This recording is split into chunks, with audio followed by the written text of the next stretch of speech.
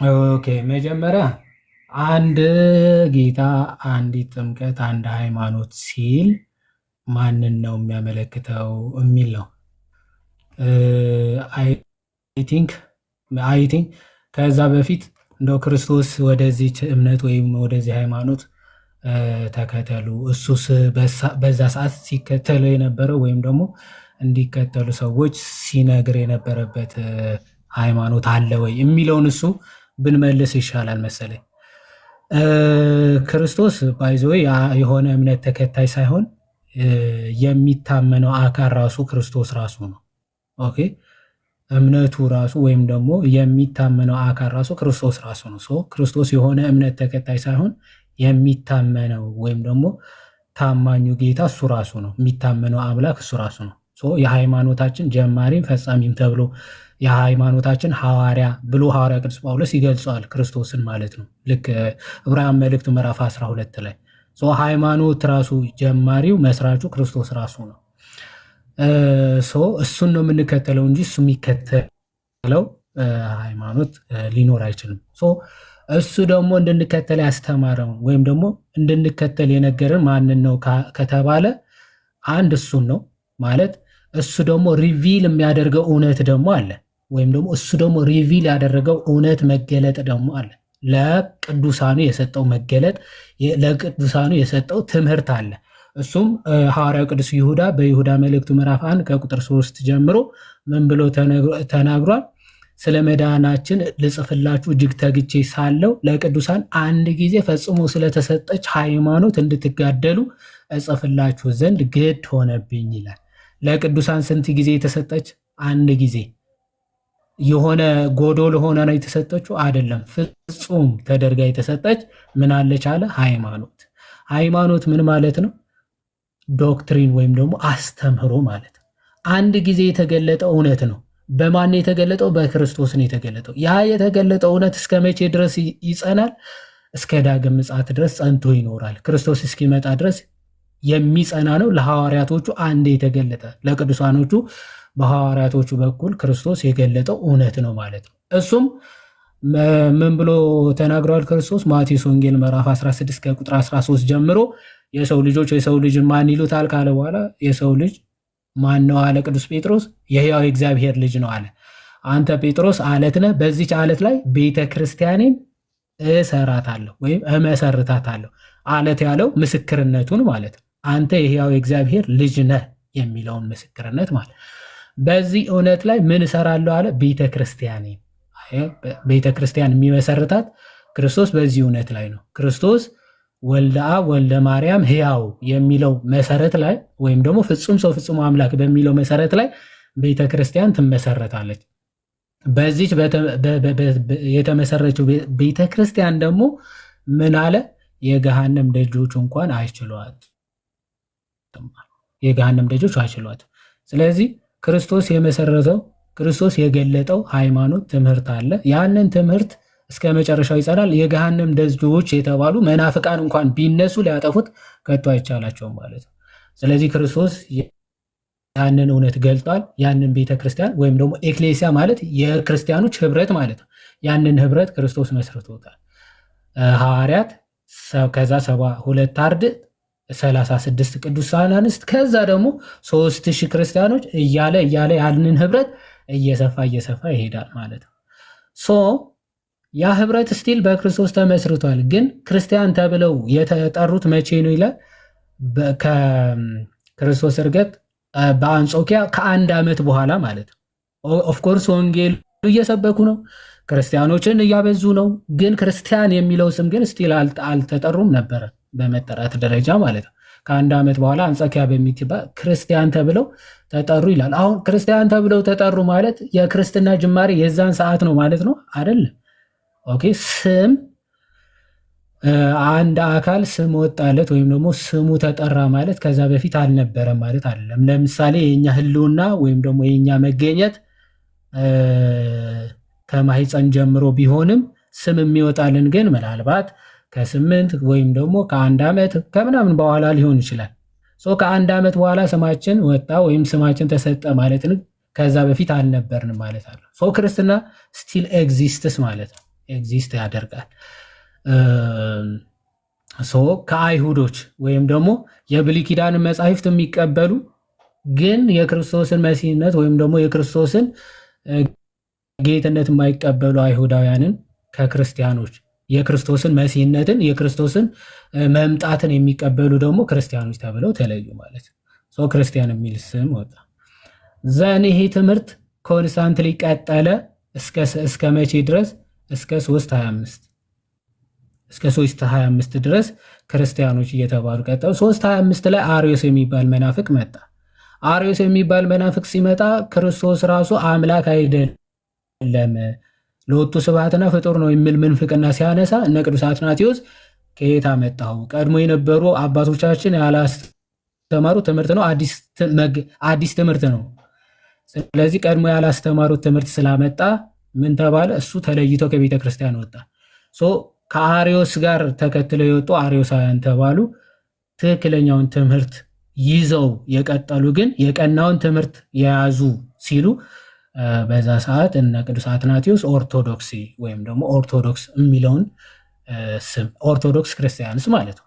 ቀጥተኛውን መንገድ የተከተሉ የቀደመውን ቀጥተኛ ትምህርት የያዙ ክርስቲያኖች ከነዛ ከአርዮሳውያን ለመለየት ኦርቶዶክስ የሚለውን ተጠቅመዋል። ኦኬ።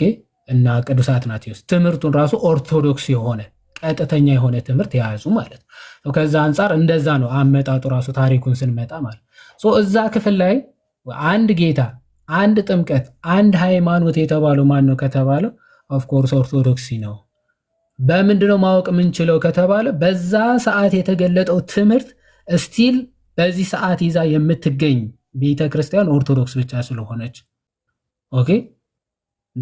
በክርስቶስ የተገለጠውን ትምህርት ሳትሸርፍ ሳታጎድል በምልአት ተቀብላ ይዛ የምትገኝ ቤተክርስቲያን ማን ስለሆነች? ኦርቶዶክስ ስለሆነ። እንግዲህ አንድ ጌታ ብሏል አይደለ? የክርስቶስን ጌትነት አምኖ የተቀበለ አካል ከዛ በኋላ ደግሞ በዛ በክርስቶስ የተሰበከውን ወደ ክርስቶስ አካልነት የምታስጨምረውን ትክክለኛውን ጥምቀት የተጠመቀውን ያንን ክርስቲያን ኦኬ በትክክለኛው ትምህርት በክርስቶስ ሃይማኖት ማለት ክርስቶስ የገለጠው ትምህርት ነው ብለን ክርስቶስ በገለጠው ትምህርት አምና የምትቀበል ቤተክርስቲያን ኦርቶዶክስ ስለሆነች፣ ስለዚህ ከዛ አንጻር በዛ ሰዓት አንዲት ሃይማኖት የተባለችው ቤተክርስቲያን ኦርቶዶክስ ነች። ቅዱስ ቆጵርያኖስ እንዲህ ብሎ ይናገራል። አንድ ሰው ቤተክርስቲያን ወይም ደግሞ ክርስትና ቤተክርስቲያን እናቱ ያልሆነችለት እግዚአብሔር አባቱ ሊሆን አይችልም ይላል። ቤተክርስቲያን የሌለው እግዚአብሔር ደግሞ አባቴ ነው ሊል በፍጹም አይችልም። ትክክለኛ ምስጢራት የሚፈጸምባት ትክክለኛው ክህነት ያለባት ማለት ሐዋርያት ካህናት ናቸው። ከሐዋርያት ሰንሰለቱ ሳይበጠስ እስካሁኑ ድረስ የያዘች ቤተክርስቲያን ወይም ደግሞ ትክክለኛ ቤተክርስቲያን ልትኖር ያስፈልጋል። ምስጢራቶቹ ጥምቀቱ ራሱ አንድ ጥምቀት ልክ ክርስቶስ የገለጣት ያችን እውነተኛዊቱ ጥምቀት ነች ለመባል ራሱ ክርስቶስ የመረጣቸው ሐዋርያት ደግሞ የሾሟቸው የሐዋርያት ደቀ መዛሙርት በቅብብሎሽ መልክ ያንን ሐዋርያዊ ስልጣን ወይም ደግሞ ያንን ክህነት የሚገኝበት ቤተክርስቲያን ሊሆን የግድ ያስፈልጋል። ካልሆነስ you are out of the church ማለት ነው። ለዛ ቅዱስ ቆጵርያኖስ ቤተክርስቲያን የሌለው ወይም ደግሞ ቤተክርስቲያን የሌለችው እግዚአብሔር የለውም ወይም እግዚአብሔር አባቱ ሊሆን በፍጹም አይችልም ብሎ በግልጽ ተናግሯል። ስለዚህ ከዚህ አንጻር ኦርቶዶክስ መሆኗ መረዳት እንችላለን ማለት ነው። ከዛ ይሄ የስያሜው እንግዲህ በኒቅያ ላይ ኦርቶዶክስ፣ ከዛ በኋላ ደግሞ በኤፌሶን ላይ ተዋህዶ የሚለውን ከንስጥሮስ አንጻር ንስጥሮስ የሆነ ሁለት አካል ሁለት ባህሪ የሚል ምንፍቅና ሲያመጣ ኖ ክርስቶስ በተዋህዶ አንድ አካል አንድ ባህሪ የሚል ሚያፊሲስ የሚለውን ትምህርት ሲናገር የቀናው የክርስቶስ ማንነት ምንድነው? አንድ አካል አንድ ባህሪ በተዋህዶ ስለሆነ የተዋህዶ ትምህርት ነው የምንቀበለው። በክርስቶስ ላይ በነገረ ክርስቶስ የተዋህዶ ትምህርት ነው የምንቀበለው እንጂ እንደ ንስጥሮስ ክልኤ ባህሪ ክልኤ አካል የሚለውን አንቀበልም ስትል ቤተክርስቲያን ምን ብላለች?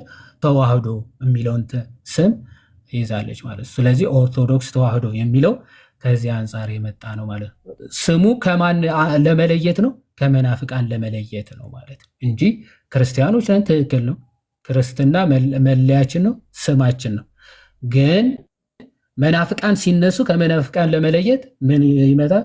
እነሱ ሁለት ባህሪ ሁለት አካል የሚል ሲያነሱ አይ ሁለት አካል ሁለት ባህሪ በክርስቶስ ፍጹም የለም፣ ክልኤነት ሁለትነት በክርስቶስ ፈጽሞ የለም፣ አንድነት እንጂ እሱም አንድነቱ በተዋህዶ ነው ብለን በመመስከር ኦርቶዶክስ ተዋህዶ የቀናው ትምህርት ተብሎ ተሰየመ ማለት ነው። ከዚህ አንጻር የሚታይ ነው ማለት ነው ወንድሜ።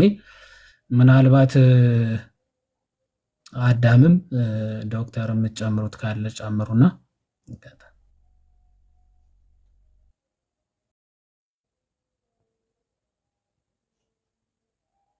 ዮሐዴ እኔም አስተናጋጅ ነኝ ዛሬ። ዘላለምዬ ይቀጥሉና ሳንታ ያልገባው ነገር ካለ እንትን በል።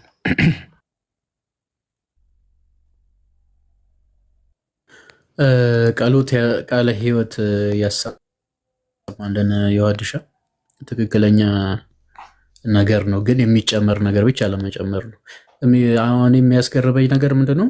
ይህ ሃይማኖት የሚል ትርጉም ወንድማችን ከጠየቀው አንጻር ብቻ አይደለም። በነገራችን ላይ ምናልባት ቲክቶክ ስንጀምር ማለት የዛሬ 4 ዓመት ምናምን ገደማ ይጠየቅ የነበረ ጥያቄ ነው። ሃይማኖት ምንድን ነው? ሃይማኖት አያድንም የሚሉ ሰዎች ማለት ነው። እና የዛሬ 3 ዓመትም ያው አሁንም ይጠየቃል። ምናልባት ነገም ሊጠየቅ ይችላል። ይሄ ጥያቄ ይቀጥላል። እና እንደተባለው በዚህ መስማትን ትሰማላችሁ፣ ግን አታስተውሉም፣ አታዳምጡም። ማየትን ታያላችሁ፣ ግን አትመለከቱም አይነት ነገር ሆኖ ነው በጣም ችግር የሚመጣ ማለት ነው። እና ዮሐድ እንደተናገረ ሆኖ ሳለ ማለት ነው ሃይማኖት ማለት አንድም የአምላክ መገለጥም ማለት ነው። የአምላክ መገለጥ አሁን ቅድም ሪቪልድ ያደረገ ትሩዝ ሲል ነበር፣ የተገለጠ እውነት ይል ነበር። አሁን ወንድማችን ክርስትናን ከሌላ ቤተ እምነት የሚለየው ትልቁ ነገር ምንድን ነው? ክርስትና የመገለጥ እምነት ነው። የመገለጥ እምነት ነው። ኦኬ፣ ራሱ እግዚአብሔር ነው ሃይማኖት። ሃይማኖት እሱ ራሱ እግዚአብሔር ሃይማኖት ይባላል። እሱ ራሱ እግዚአብሔር ምን ይባላል? ሃይማኖት ይባላል። ቀደም ደግሞ ዮሐዴ ሲናገር ሃይማኖት ምንድን ነው? የተገለጠ እውነት ነው። እግዚአብሔር ራሱ ለእኛ ሳይገልጥ እርሱን ያወቅንበት መንገድ ምንም የለም። እግዚአብሔር በፍልስፍና በምርምር በእውቀት በጥናት አሁን ኖስቲኮች እኮ ምንድን ነው የሚባሉ አፒል ቱ ኢግኖራንሲ ይባላል። አንድ የሆነ ነገር መርምረ ማደርስበት ከሆነ ትተዋለ፣ የለም ብለ ትደመድማለ። ኖስቲዝም ማለት ኢግኖር ከማድረግ አንጻር የመጣ ነው። ለምሳሌ አንድ አይነ ስውር ፀሐይን ካላየ የእሱ ፀሐይን አለማየት ፀሐይ የለችም ያሰኛል? አያሰኝም። ነገር እግዚአብሔርን ለማየትም ለመረዳትም ያልተቻላቸው ያው አይነ ስውር ተብሎ የሚነገሩላቸው ናቸው። ጌታ የተናገረው ነው። በነገራችን ላይ ዮሐንስ ወንጌል ምዕራፍ 9 ላይ ያ አይን የሌለውን ሰውዬ በግንባር ላይ አይን ፈጥሮለት ጌታ ምን ይላቸዋል መሰላችሁ? እኔ የማያዩ እንዲያዩ የሚያዩ ደግሞ እንዳያዩ መፈራረጃ እሆን ዘንድ ወደ ዓለም መጥቻለሁ አለ። እንደ አይነ ስውር ትለናለ እንዴ ብሎ ተናገሩ። የሥጋ አይነ ስውርነት ወይም ደግሞ አይን አለማጣት አለማየት የእግዚአብሔር መንግስትን አይከለክልም። እናውቃለን ትላላችሁ ግን አታውቁም በማለት መታወር አለማወቅ መሆኑን በደንብ አድርጎ ገልጦታል። እነዚህ ከነገረ እግዚአብሔር የተራቆቱ ናቸው። ምክንያቱም የሄዱበት መንገድ ስህተት ስለሆነ ማለት ነው። ስለዚህ ምን አልኩኝ? ሃይማኖት ማለት የአምላክ መገለጥ ነው። የተገለጠው እርሱ ራሱ እግዚአብሔር ነው።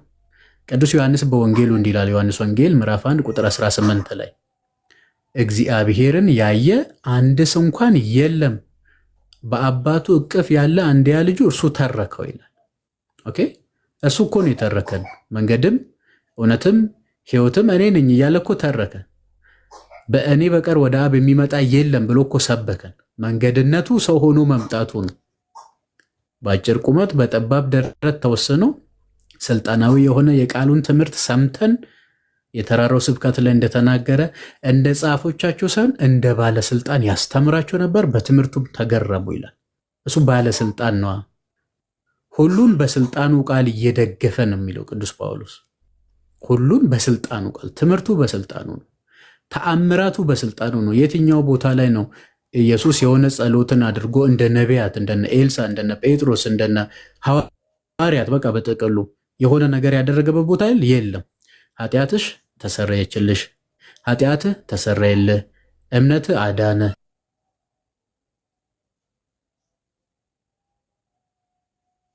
ወድሃለሁ ንጻ እያለ በስልጣኑ ቃል እየደገፈ ያደርግ ነበር። ሞቱ መነሳቱ በስልጣኑ ነው። አሁን ወደ ሌላ ነገር መግባት ፈልጌ አይደለም። ስለዚህ መንገድነቱ ሰው ነው መምጣቱ ነው። ትምህርቱን ሰማን፣ ተአምራቱን አየን፣ እርሱንም አብንም ወደ ማወቅ ደረስን ማለት ነው። መንገድ የሚለው ይሄ ስለሆነ እውነት ነው፣ የተናገረውን የሚያደርግ ስለሆነ ነው። እኔ የዓለም ብርሃን ነኝ አለ። በጨለማ የተሞላውን በቃሉ ብርሃንነት ምን አደረገ? አበራት ማለት ነው። ጨለማን አሸነፋት ማለት ነው። ለዛ ነው ማቴዎስ ሲጽፍልን በሞትና በጨለማ ለሚኖር ሕዝብ ታላቅ ብርሃን ወጣላቸው ተብሎ የተነገረው ይሄ ነው። ስለዚህ ይሄ ነው። ማንም እግዚአብሔርን ያየ የለም። ሕይወት ነው የተባለው የጊዜውንም የዘላለሙንም ሕይወት የሚሰጠን እርሱ ስለሆነ ነው። ተመልከቱ፣ ሕይወት ነው ክርስቶስ፣ ትንሣኤና ሕይወት እኔ ነኝ ስላለ ማለት ነው። እና ነገረ እግዚአብሔር ከራሱ ከእግዚአብሔር የሚሰጠን አብ የገለጠው ነው፣ ክርስቶስ ያስተማረው ነው፣ መንፈስ ቅዱስ በምልአት በልባችን ላይ ይጻፈልን። ይሄንን አብ ገለጠልን አይደለም የሚለው? አዎ አብ የገለጠ ነው። ክርስቶስ አላስተማራቸውም? 3 ዓመት ከ3 ወር ጌታ ያስተማረው ነው። እና ከመሄዱ በፊት ምን አለ? ብዙ የምነግራችሁ ነገር አለኝ፣ አሁን ልትሸከሙት ግን አትችሉም አለ። የእውነት መንፈስ እርሱም ከአብ የሚወጣ በመጣ ጊዜ ወደ እውነት ሁሉ ይመራችኋል፣ ከእኔ ወስዶ ይነግራችኋል በማለት ክርስትና የመገለጥ እምነት ነው። እርሱን ደግሞ እርሱ ራሱ እግዚአብሔር ነው የገለጠልን። ተመልከቱ፣ መጽሐፍ ቅዱስ እንዲህ ይላል። አንደኛ ጢሞቴዎስ 6 ቁጥር 16 ላይ እርሱ ብቻ የማይሞት ነው፣ ማንም ሊቀርበው በማይችል ብርሃን ውስጥ ይኖራል ይላል። ማንም የሚቀርበው ካይደለ ወይም ሊቀርበው ካልቻለ እግዚአብሔርን ማን ነው ሊያውቀው የሚችለው? እርሱ ራሱ ለእኛ ካልገለጠልን በቀር ማለት ነው። ኦኬ፣ ለእኛ ካልገለጠልን በቀር ማንም ሊያውቀው አይችልም። መገለጡ ደግሞ በብዙ ብዙ መንገድ ነው። ዕብራውያን ምዕራፍ 1 ቁጥር 1 ላይ እግዚአብሔር በብዙ ኅብርና ጎዳና ለአባቶቻችን በነቢያት ተናግሮ ሁሉን ወራሽ ባደረገበት ዘመናትን ኦር ዓለማትን በፈጠረበት በልጁ ለኛ ተናገረን ይላል። በስነ ፍጥረቱ እግዚአብሔር ተናግሮናል። ሰማይን ተመልከቱ፣ ይናገራሉ እኮ። ስነ ፍጥረትን ተመልከቱ፣ ይናገራሉ እኮ። ቅዱስ ጳውሎስ ነግሮናል ሮሜ ምዕራፍ 1 ቁጥር 21 ላይ ኦኬ፣ የማይታወቀው ኃይሉ ደግሞም ጌትነቱ አምላክነቱ ለፍጥረቱ በፍጥረቱ ይታወቃል ነው የሚለው። ግልጥ ሆኖ ነው የሚኖረው ይላል። አሕዛብ ይሄንን ባለማመናቸው የተወቀሱበት ክፍል ማለት ነው። ስለዚህ ከዚህ አንጻር ነው። በነገራችን ላይ ጨለማ የሚለው ቃል ለእግዚአብሔርም ይቀጸላል። አይታችሁ ከሆነ መሰወሪያውን ጨለማ አደረገ የሚል ቃል የለም። ኦኬ፣ እኔ ደግሞ የዓለም ብርሃን ነኝ የሚል ነገር አለ። የሚገርማችሁ ነገር በጨለማ ውስጥ ያለ ነገር እንደማይታይ ሁሉ የእግዚአብሔር ባህሪ አይመረመሬነት የምንናገርበት ነው ማለት ነው። ብርሃን ሲል ደግሞ እኛ ልንረዳው በምንችለው መልኩ የተገለጠውን ያንን እውነት ነው። ስለዚህ የክርስትና እምነት የመገለጥ እምነት ነው። የተገለጠው ደግሞ እርሱ ራሱ እግዚአብሔር ነው። የገለጠልን ደግሞ እርሱ ራሱ እግዚአብሔር ነው። እርሱ አንድ ጊዜ ለቅዱሳን ቅድም እንደተባለ ያለ ጉድለት በምልአት የተሰጠችው ኦኬ፣ ጌታ ያስተማረው አብ የገለጠው መንፈስ ቅዱስ የነገረን ማለት ነው። በቤተ ክርስቲያን ውስጥ ሪስቶር ይደረጋል ማለት ነው። በቃ ልክ ምን ብዬ ልንገራችሁ፣ አንድ የሆነ በጣም በአሪፉ የተሰራ ወጥ ቢኖር የምንመጣ ሰዎች ከዛ ነው እየጨለፍን የምንጠቀመው። የምንሰራው ሌላ ወጥ የለም። በጣም ሲምፕል የሆነ አናሎጂ ነው ለመጠቀም የሞከርኩት። አንድ ጊዜ የተገለጠ እውነት ቅዱስ ትውፊት በሚባል በቤተ ክርስቲያን ውስጥ ከትላንትና እስከ ዛሬ ሐዋርያዊ ስልጣነ ክህነትና ሐዋርያዊ ትምህርትን መሰረት ባደረግ የትኛውን እውነት የሚለውን ይሄ ይመልሳል። ቅድም ዮሐዴ እንደነገረን ማለት ነው። እና ሃይማኖት ከዛ አንጻር ነው። በእምነት ተመጋጋቢ ቢሆኑም ከእምነት ጋር አሁን ዓለም ላይ ብዙ እምነቶች አሉ፣ አንድ ሃይማኖት ግን አለ። አያችሁ፣ ሃይማኖት ስንት ነው? አንድ ብቻ ነው። ምክንያቱም አንድ የተገለጠ እውነት ብቻ ስላለን ማለት ነው። እግዚአብሔር ሁለት እግዚአብሔር የለም። አንድ እግዚአብሔር ብቻ ነው ያለው። እሱም ከዛ አንጻር ነው የምናየው። እምነትስ ብዙ አለ።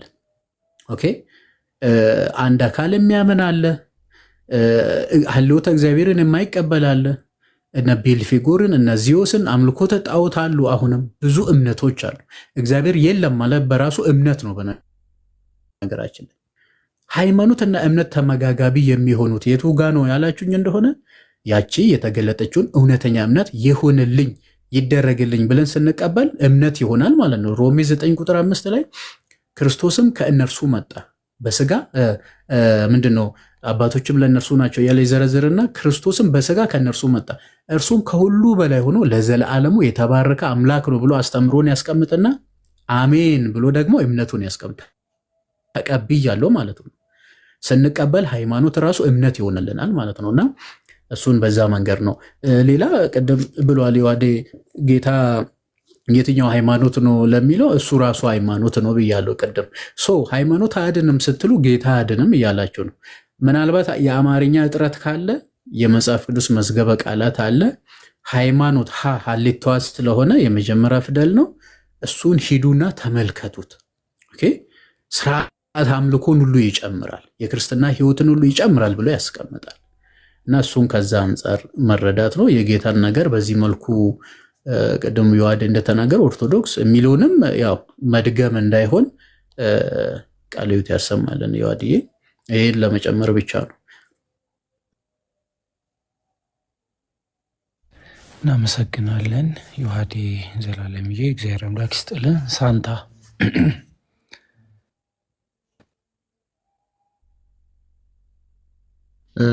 እየሰማሁ ነው። የሁለታችንም ሰምቻለሁ። ቴንክ ዩ አመሰግናለሁ። እና ወንድማችን ዘላለም መዝገበ ቃላትንም ማየት ጥሩ ነው የሚል ነገር ያነሳ ነበርና ለማየት ሞክሬ ነበር። ሃይማኖት የሚለውን የመዝገበ ቃላዊ ፍቺውን ለማየት እየሞከርኩ ነበርና ቃሉ ያው እምነት ማለት ነው ይላል እና ሙሉን ሰነበው ሃይማኖት በአሁኑ አነጋገር የነገረ መለኮትን ትምህርት የአምልኮትን ስርዓት ከእምነትም የተነሳ የሰውን አካሄድ ያጠቃልላል ይላል። አየህ የነገረ መለኮትን ትምህርትን ሲደመር የአምልኮትን ስርዓት ሲደመር ከእምነትም የተነሳ የሰውን አካሄድ ያጠቃልላል። የሃይማኖት መሰረት የሰው ምርምር ሳይሆን የእግዚአብሔር የራሱ በተፈጥሮና በመጽሐፍ ቅዱስ መገለጥ ነው ይላል። ለዚህ መገለጥ ሰው የሚሰጠው ተገቢ የሆነ የአጸፋ ምላሽ ማመንና መታዘዝ ነው ይላል። ከስር የሚያስቀምጣቸው ጥቅሶች አሉና የአምልኮ ስርዓትንም የነገረ መለኮት ትምህርትንም እና ከእምነትም የተነሳ የሰውን አካሄድ ያጠቃልላል የሚል ስላለው ጳውሎስ ባይዘ ታይም አንድ ጌታ አንድ ሃይማኖትና አንድ ጥምቀት ያለበት ሞቲቭ አሁን ከዚህኛው ቃል ጋር ምንስማማ ከሆነና አብረን የምንቀበለው ከሆነ የአሁኑን ፍቺ እንዴት ማች ልናደርገው እንችላለን? ማለቴ ኦቨርላፕ ይሆናል፣ ይተላለፋል። ምክንያቱም የአምልኮ ስርዓትንም ከእምነትም የተነሳ የሰውን አካሄድ ያጠቃልላል የሚል ከሆነ የሃይማኖት ትርጉሙ ቃሉ እምነት የሚለው ቃል ይህን የሚያጠቃልል ከሆነ ባይዘ ታይም ኦርቶዶክሲ ሂስቶሪካል ፋክቱን መጀመሪያ ዮሐድ ሲያነሳ መጀመሪያ ላይ በእናትናቴዎስ በዘመናትናቴዎስ ከናሪዎስ ምናምን በኋላ በመጡ ሃይማኖት አባቶች ወይ ደግሞ በእነሱ ጊዜ በነዘመናትናቴዎስ ነው ኦርቶዶክሲ። ከዛ ደግሞ በኤፌሶን የሚል ቃል እንትን ተናግሯል። በኤፌሶን ጊዜም ደግሞ ተዋህዶ የሚል ተጨመረበትና ኦርቶዶክስ ተዋህዶ የሚለው ነው ሂስቶሪካል ፋክቱ አመጣጡ ይሄ ነው የሚል ነገር ስለተናገረ ይሄ ማለት ኦልሞስት ከክርስቶስ ትንሣኤ በኋላ ነውና ወይ ደግሞ ከዘመነ ሐዋርያት በኋላ ነው። ስለዚህ ያ ስለሆነ ኦቨርላፕ አይሆንም ወይ ማለት ይተላለፋል። ምክንያቱም የሚያጠቃልለው ሃይማኖት የሚለው ነገር የአምልኮትን ስርዓቱን ከእምነት የተነሳ የሰውን ማካሄድና ነገረ መለኮትን የሚጨምር ከሆነ በውስጡ ይሄን ሁሉ ነገር ከያዘ ባይ ዘ ታይም የኦርቶዶክሲ የአምልኮ ስርዓት የኦርቶዶክሲ በዛ ውስጥ ያሉት የሰው አካሄድ እና ደግሞ የኦርቶዶክሲ የነገረ መለኮት ትምህርቶቿ ባይ ዘ ታይም ወይ ደግሞ በዘመን ሐዋርያት ለኤፌሶን ሰዎች ይሄን ነገር ሲጽፍ ይሄን ቃል ሲጽፍ ይሄን ቴክ ኢንቱ አካውንት አድርጎ ነው የጻፈበት ሞቲቭ አንድ ይሄ ነው። ሁለት ደግሞ ይሄንን ምሳሌ ሰዎች ከኦርቶዶክስ ያስተምሩ ውጭ ያሉ ሰዎች ባይብልን ሲያነቡት ማንንም ይሁን ማንንም ሲያነቡት ይሄን ቃል ዳይሬክትሊ ካልተነገ ማለት እዛ ውስጥ ካላደጉበት በኦርቶዶክስ ያስተምሩ ውስጥ ላይ ካላደጉበት በምን አንግል ወስደው ነው የሚያነቡት? ለምን ካልከኝ ቃሉ የተጻፈው ምንም እዛ ላይ የተገለጸ ነገር የለም። አንድ ሃይማኖት ስለሚል የትኛው እንደሆነ ክላሪፋይ ተደርጎ የተጻፈ ነገር የለም እና ስለዚህ ሲያነቡት ኦርቶዶክሲ ነው የሚለውን ነገር ግዴታ የኦርቶዶክስ ፕሪንሲፕል ዶግማስ እዛ ውስጥ ያለውን ነገር ሁሉ ገብተው ከተማሩበት ቼክ አውት ካረጉት በኋላ ማች ሲያደርግላቸው በፕሪንሲፕሉ መሰረት ማች ሲያደርግላቸው ባይብል ጋር የስ ኦርቶዶክስ ይሆናል ብለው በዛ ቤተ እምነት ውስጥ ላይ ይጨመራሉ፣ ይቀጥላሉ፣ ጌታንም በዛ ውስጥ ያመልካሉ እና ስለዚህ አይጋጭም ወይ ኦቨርላፕ አያደርግም ወይ ነው ጥያቄ። ለዮሐድም ለወንድማችን ዘላለም ትንሽ እቺ ነገር ብታብራሯት።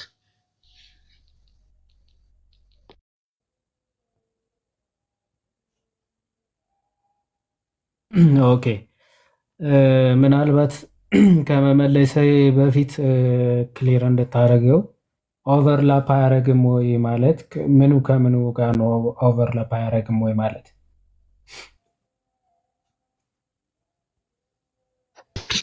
ኦቨርላፕ ማለት ያው ይተላለፋሉ ነው። ይተላለፋሉ ማለት ኦርቶዶክስ ምን ከምን ጋር? አሁን ቃሉ የተጻፈው በሐዋርያት ዘመን ነው። ቃሉ የተጻፈው ለኤፌሶን ቤተክርስቲያን በሐዋርያት ዘመን ነው የተጻፈው። አንድ ሃይማኖት የሚለውን ነው። አንድ ሃይማኖት የሚለውን ማለት አንድ ሃይማኖት የሚለውን እና ኦርቶዶክሲ ደግሞ ከብዙ ቻሌንጅ እና ከብዙ ጥያቄዎች በኋላ ብዙ ሐሰተኞች ከተነሱ በኋላ ጥያቄ ካነሱ በኋላ ከዛ በኋላ የመጣው ኦርቶዶክሲ የተመሰረተው በአትናቴዎስ ጊዜ ነው። ከዛ በኋላ አልተመሰረተም ነው። እሺ ኤኒዌይስ ጨርስ። ስሙን የያዘው ነው። አሁን በነገር ከመሰረት ነው። ስሙን ሼፕ ሆኖ ስሙን ይዞ ይሄ ነው የኛ አስተምሮ፣ እንደዚህ ነው የምናመልከው፣ የጌታ ቃልም እንደዚህ ነው የሚል ነገር ምናልባት ሰምተኝ ከነበረ ሳንታይ ይቅርታና ክርስቲያን የሚለው ስም ለመጀመሪያ ጊዜ ከስንት ጊዜ በኋላ አልኩኝ? ከአንድ ዓመት በኋላ ክርስቶስ ትንሣኤ ከአንድ ዓመት በኋላ። ስለዚህ በዛን ሰዓት ክርስቲያን ስለተባሉ ከዛ በፊት ክርስቲያኖች አልነበሩም ማለት እንችላለን?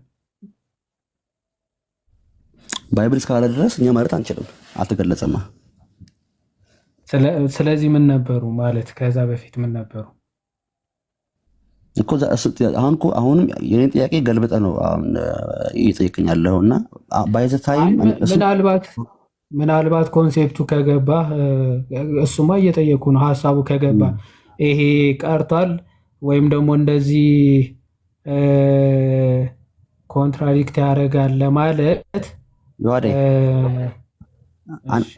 አንድ ዝም ብለህ 30 ሰከንድ ስጠኝና እንትን ስትሬት ፎርዋርድ ልጠይቅህ ሞር አንተ ብቻ እንድታብራራው።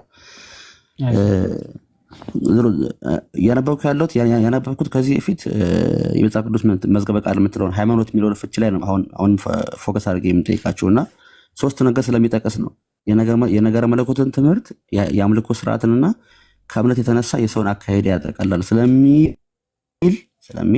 እዛ ውስጥ ላይ ደግሞ ኦርቶዶክሲ ወይ ደግሞ ኦርቶዶክስ ተዋህዶ እዛ ውስጥ ላይ ራሱ የአምልኮት ስርዓት፣ የነገረ መለኮት ትምህርትና የሰው አካሄድ ስላለው ይህን ስለሚጨምር ባይዘ ታይም ጳውሎስ ይህን ሲጽፍ እነዚህ ነገሮች ቴክ አካውንት አስገብቶ ነው ወይስ ደግሞ በቃ ይሄንን ነው መጠየቅ ፈለኩት። እሺ ኤኒዌይስ እንትኑን ምናልባት ዓመተ ምሕረቱን በኋላ አክቹዋሊ ከአሪዮስ መነሳት በኋላ አይደለም ባይዘ ኦርቶዶክስ የሚለው ስም ያወጣ። አሪዮስ እንደዚህ አይነት ትምህርት ፍሬዝ ሲያደርግ ይሄ ትክክለኛው የቀና ትምህርት አይደለም፣ ኦኬ እናንተ አሪዮሳውያን ትባላላችሁ እንጂ ክርስቶሳውያን ወይም ደግሞ ክርስቲያኖች አትባሉም። ትክክለኛ ባይዞ ኦርቶዶክስ ማለት ቀጥተኛ እምነት ማለት ነው። ቀጥተኛ እምነት ማለት ነው። ስለዚህ የቀናው እምነት ይሄ ነው፣ የቀናው ክርስትና ይሄ ነው ሲሉ ኦርቶዶክስ አሉት ነው እንጂ ከዛ በፊት ኦርቶዶክስ አልነበሩም ወይም ደግሞ ክርስቲያኖች አልነበሩም ማለት አይደለም። በቃ ቀጥተኛ ትምህርት ይሄ ነው ማለት ምን ማለት ነው? እንደውም ቅዱስ አትናቴዎስ አሪዮስን ሲሞግተው ምንድነው የሚለው? እሺ ትክክለኛ ከሐዋርያት የመጣ ትምህርት ይዣለሁ ብለህ ታምናለህ ወይስ አታምንም ብሎ አዎ አምናለሁ። እሺ ከአንተ በፊት ይህንን ትምህርት ያስተማረ ማን ነው? ተመልከት። አየህ፣ ከአንተ በፊት ይህንን ትምህርት ያስተማረ ማን ነው ተባለ። ሊያመጣ አይችልም። ባይዞ ሊያመጣ አልቻለም። ስለዚህ ምን አለ? ስለዚህ ይሄ ትምህርት የጀመርከው አንተ ነህ። ስለዚህ አንተ ስለሆንክ ጀማሪው አንተ ማለት አንተን ተከትሎ የአንተን ትምህርት እቀበላለሁ የሚል ከዚህ በኋላ ክርስቲያን ሳይሆን ምን ተብሎ ይጠራል? አርዮሳዊ ተብሎ ይጠራል ነው። አርዮሳዊ ተብሎ ይጠራል። እኛ ግን ቀጥተኛ ትክክለኛ ክርስቲያኖች ነን ማለት ኦርቶዶክስ ክርስቲያንስ አለ። ቀጥተኛ የክርስትናን ትምህርት የያዙ ክርስቲያኖች ማለት ነው። ከዛ አንጻር ነው ኦርቶዶክስ ክርስቲያን የተባለው። ኦርቶዶክስ ማለት ቀጥተኛ እምነት የያዙ ክርስቲያኖች በክርስቶስና በሐዋርያቶቹ የተሰበከውን እምነት የያዙ ማለት ነው ባጭሩ። ስለዚህ ትምህርቱ በ325 ጀምሮ ሳይሆን ከዛ በፊት የነበረውን ትምህርት ጠብቀው የያዙት ኦርቶዶክስ ክርስቲያንስ የሚባሉ ናቸው እንጂ አርዮሳውያን አይደሉም ነው። ስለዚህ ሐዋርያው ቅዱስ ጳውሎስ በዛን ሰዓት የነበረውን ትምህርት እሺ፣ ሐዋርያው ቅዱስ ጳውሎስ ያለውን አንዲት ሃይማኖት ሲል ክርስቶስ የገለጠው ትምህርት ልክ ሐዋርያው ቅዱስ ጳውሎስ አንዲት ሃይማኖት ያለው ባይዘ ከክርስቶስ የተቀበለውን ትምህርት ነው። አንድ ሃይማኖት ያለው አንደኛ ቆሮንቶስ ምዕራፍ 11 ከቁጥር ስንት መሰለ? ሐዋርያው ቅዱስ ጳውሎስ ራሱ እኔ የማስተምረው ትምህርት ከማን የተቀበልኩት ነው ይላል። እንዲህ ይላል አንደኛ ቆሮንቶስ ምዕራፍ 11 ከቁጥር 15 ያ ነው 11 ከቁጥር 20 ምናምን በአንድነት እሺ ስትበሉ እሺ እንዲህ ይላል ከቁጥር 20 ጀምሮ በአንድነት በምትሰባሰቡበት ጊዜ የምትበሉት የጌታ እራት አይደለም። ኦኬ ስትበሉ እያንዳንዱ የራሱን እራት ይበላል፣ አንዱም ይራባል፣ ሌላው ደግሞ ይሰክራል እያለ ሄድና 23 ላይ እንዲህ ይላል እኔ ከጌታ ተቀብያለሁና ለእናንተ ደግሞ ያስተላለፍኩላችሁ ይህ ነው። ጌታ ኢየሱስ አልፎ በተሰጠበት በዚያች ሌሊት ህብስትን አንስቶ አመሰገነ፣ ቆርሶም እንካችሁ ብሉ፣ ይህ ስለ እናንተ የሚሆን ሥጋዬ ነው፣ ይህ ለመታሰቢያዬ አድርጉት አለ ይላል። ተመልከት፣ መጀመሪያ እኔ የምናገረውና ለእናንተ አስተላልፍ የምሰጠው ከማን የተቀበልኩት ነው የሚለው ከክርስቶስ የተቀበልኩት ነው። የተቀበለው ትምህርት ብቻ አይደለም፣ ከዛ የአምልኮ ስርዓቱንም ጭምር ነው። በደንብ ትምህርት ብቻ ሳይሆን የአምልኮ ስርዓቱንም ከክርስቶስ ተቀብያለሁ ለእናንተ መሰጣችኋለሁ ነው እያለ ያለው ሐዋርያ ቅዱስ ጳውሎስ። ምን አለ? ጌታ ተላልፎ በሚሰጥባት በዚያች ቀን በዕለተ ሐሙስ ማለት ነው ምን ስርዓትን ማለት የትኛውን ስርዓት? የጌታ እራት ወይም ደግሞ ቅዱስ ቁርባንን ሰራ ማለት ቅዱስ ቁርባንን ማለት። ስለዚህ የአምልኮ ስርዓትም አለ፣ የአምልኮ ስርዓቱም ጭምር አለ። ፕላስ ደግሞ ምንድነው ትምህርትም ጭምር እየነገራቸው ነው። ስለዚህ ትምህርቱም ከክርስቶስ ነው የተቀበለው፣ አምልኮቱንም ጭምር ወይም ደግሞ ቅዱስ ቁርባንን እንዴት መቀበል እንዳለባቸው ምን አይነት ጥቅም እንደሚሰጣቸው ሐዋርያ ቅዱስ ጳውሎስ እዚህ ክፍል ላይ ይዘረዝራል። አየ የጌታ እራት ስትበሉ ራሳችሁን ፈትኑ ይላል። ንስሐ መግባትን ቤተክርስቲያናችን ንስሐ መግባት የሚባል ትምህርት አላት ከቅዱስ ቁርባን በፊት ማለት ነው። ማንም ሰው ራሱን ሳይፈትን ወደዚህ ቅዱስ እራት ወይም ደግሞ ወደ ጌታ ስጋና ደም ቢቀርብ የጌታ ስጋና ደም ዕዳ አለበት ይላል። አየ ዘም ብለህ ንስሐ ሳትገባ ቅዱስ ቁርባን መቀበል መቅሰፍት እንደሚያመጣ እንደውም ይላል የሞቱ የመቅሰፍት የደረሰባቸው አያሌዎች አሉ አለ። እኛም ይህን መቅሰፍት ወይም ደግሞ ይህን መከራ እንዳይገጥመን እንዳይደርስብን ወደዚህ ቅዱስ ቁርባን ስንቀርብ ራሳችንን እንፈትናል። ራሳችንን ከፈተንና ከፈተሽን እንደ ዓለማውያን ደግሞ በመጨረሻው ጊዜ አይፈረድብንም ብሎ ሐዋርያ ቅዱስ ጳውሎስ ይናገራል። በጣም በሚገርም ሁኔታ መጨረሻ ላይ ምን ብሎ ነው የሚዘጋው ሐዋርያ ቅዱስ ጳውሎስ? የቀረውን ደግሞ ምን አለ? ስለቀረው ነገር በመጣው ጊዜ መመሪያ እሰጣችኋለሁ ይላል፣ ወይም ደግሞ ስመጣ እደነግጋለሁ ብሎ ሐዋርያ ቅዱስ ጳውሎስ ይናገራል። ሐዋርያ ቅዱስ ጳውሎስ በዛ ሰዓት ቅዱስ ቁርባንን እንዴት እንደሚቀበሉ ከዛ ደግሞ ከተቀበሉ በኋላ የሚያገኙ ጸጋና በረከት በንጽህና ካልተቀበሉት ደግሞ የሚያገኛቸው ፍዳ ተናገረና የቀረውን ደግሞ መቼ ስመጣ ደግሞ እደነግጋለሁ ወይም መመሪያ እሰጣችኋለሁ ይላል። ስለዚህ ሐዋርያ ቅዱስ ጳውሎስ በዚህ ስብከቱ ያስተማረውን ሲሄድ ደግሞ የደነገገውን በትውፊት መልክ የተቀበለችው ቤተክርስቲያን ማነች? ኦርቶዶክስ ነች።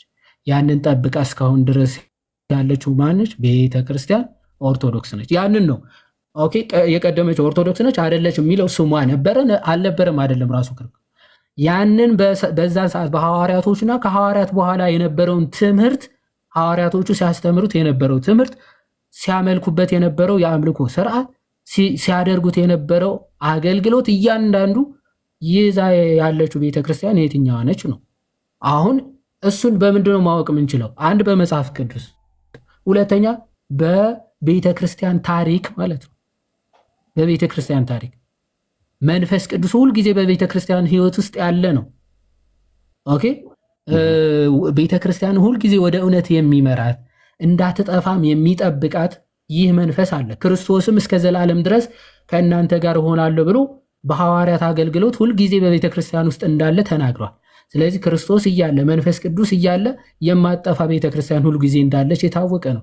ያቺ ቤተክርስቲያን ማነች ብለን ወደኋላ ትምህርቷን ከዛ ደግሞ ክህነቷን ትምህርት ብቻ ሳይሆን ክህነትም ጭምር ስለሚያስፈልግ ማለት ትክክለኛ ትምህርት ይዘን ከዛ ደግሞ ትምህርቱ አፕላይ ለማድረግ ለምሳሌ ጥምቀት ለድህነት ነው ብለህ ተቀበልክ። አንዲት ጥምቀት ይሌል በቃ ለፈውስ የምትሆነው ወደ ክርስቶስ አካል የምትጨምረው አንዲት ጥምቀት ብለህ ተቀበልክ። እንደዛ ብለህ ማመንህ ግን ብቻ በቂ አይደለም። ምክንያቱም አጥማቂ ያስፈልጋል አይደል? የሚያጠምቅህ አካል ደግሞ ከክርስቶስ የተሾመ የክርስቶስ ስልጣን ያለበት መሆን መቻል አለበት። ስልጣን የሌለው ማንም መንገደኛ መጥቶ ቢያጠምቅ ሻወር ወሰድክ እንጂ የክርስቶስን ጥምቀት ወደ ክርስቶስ አካል የምትጨምር ያቺ ጥምቀት አትሆንም ማለት ነው።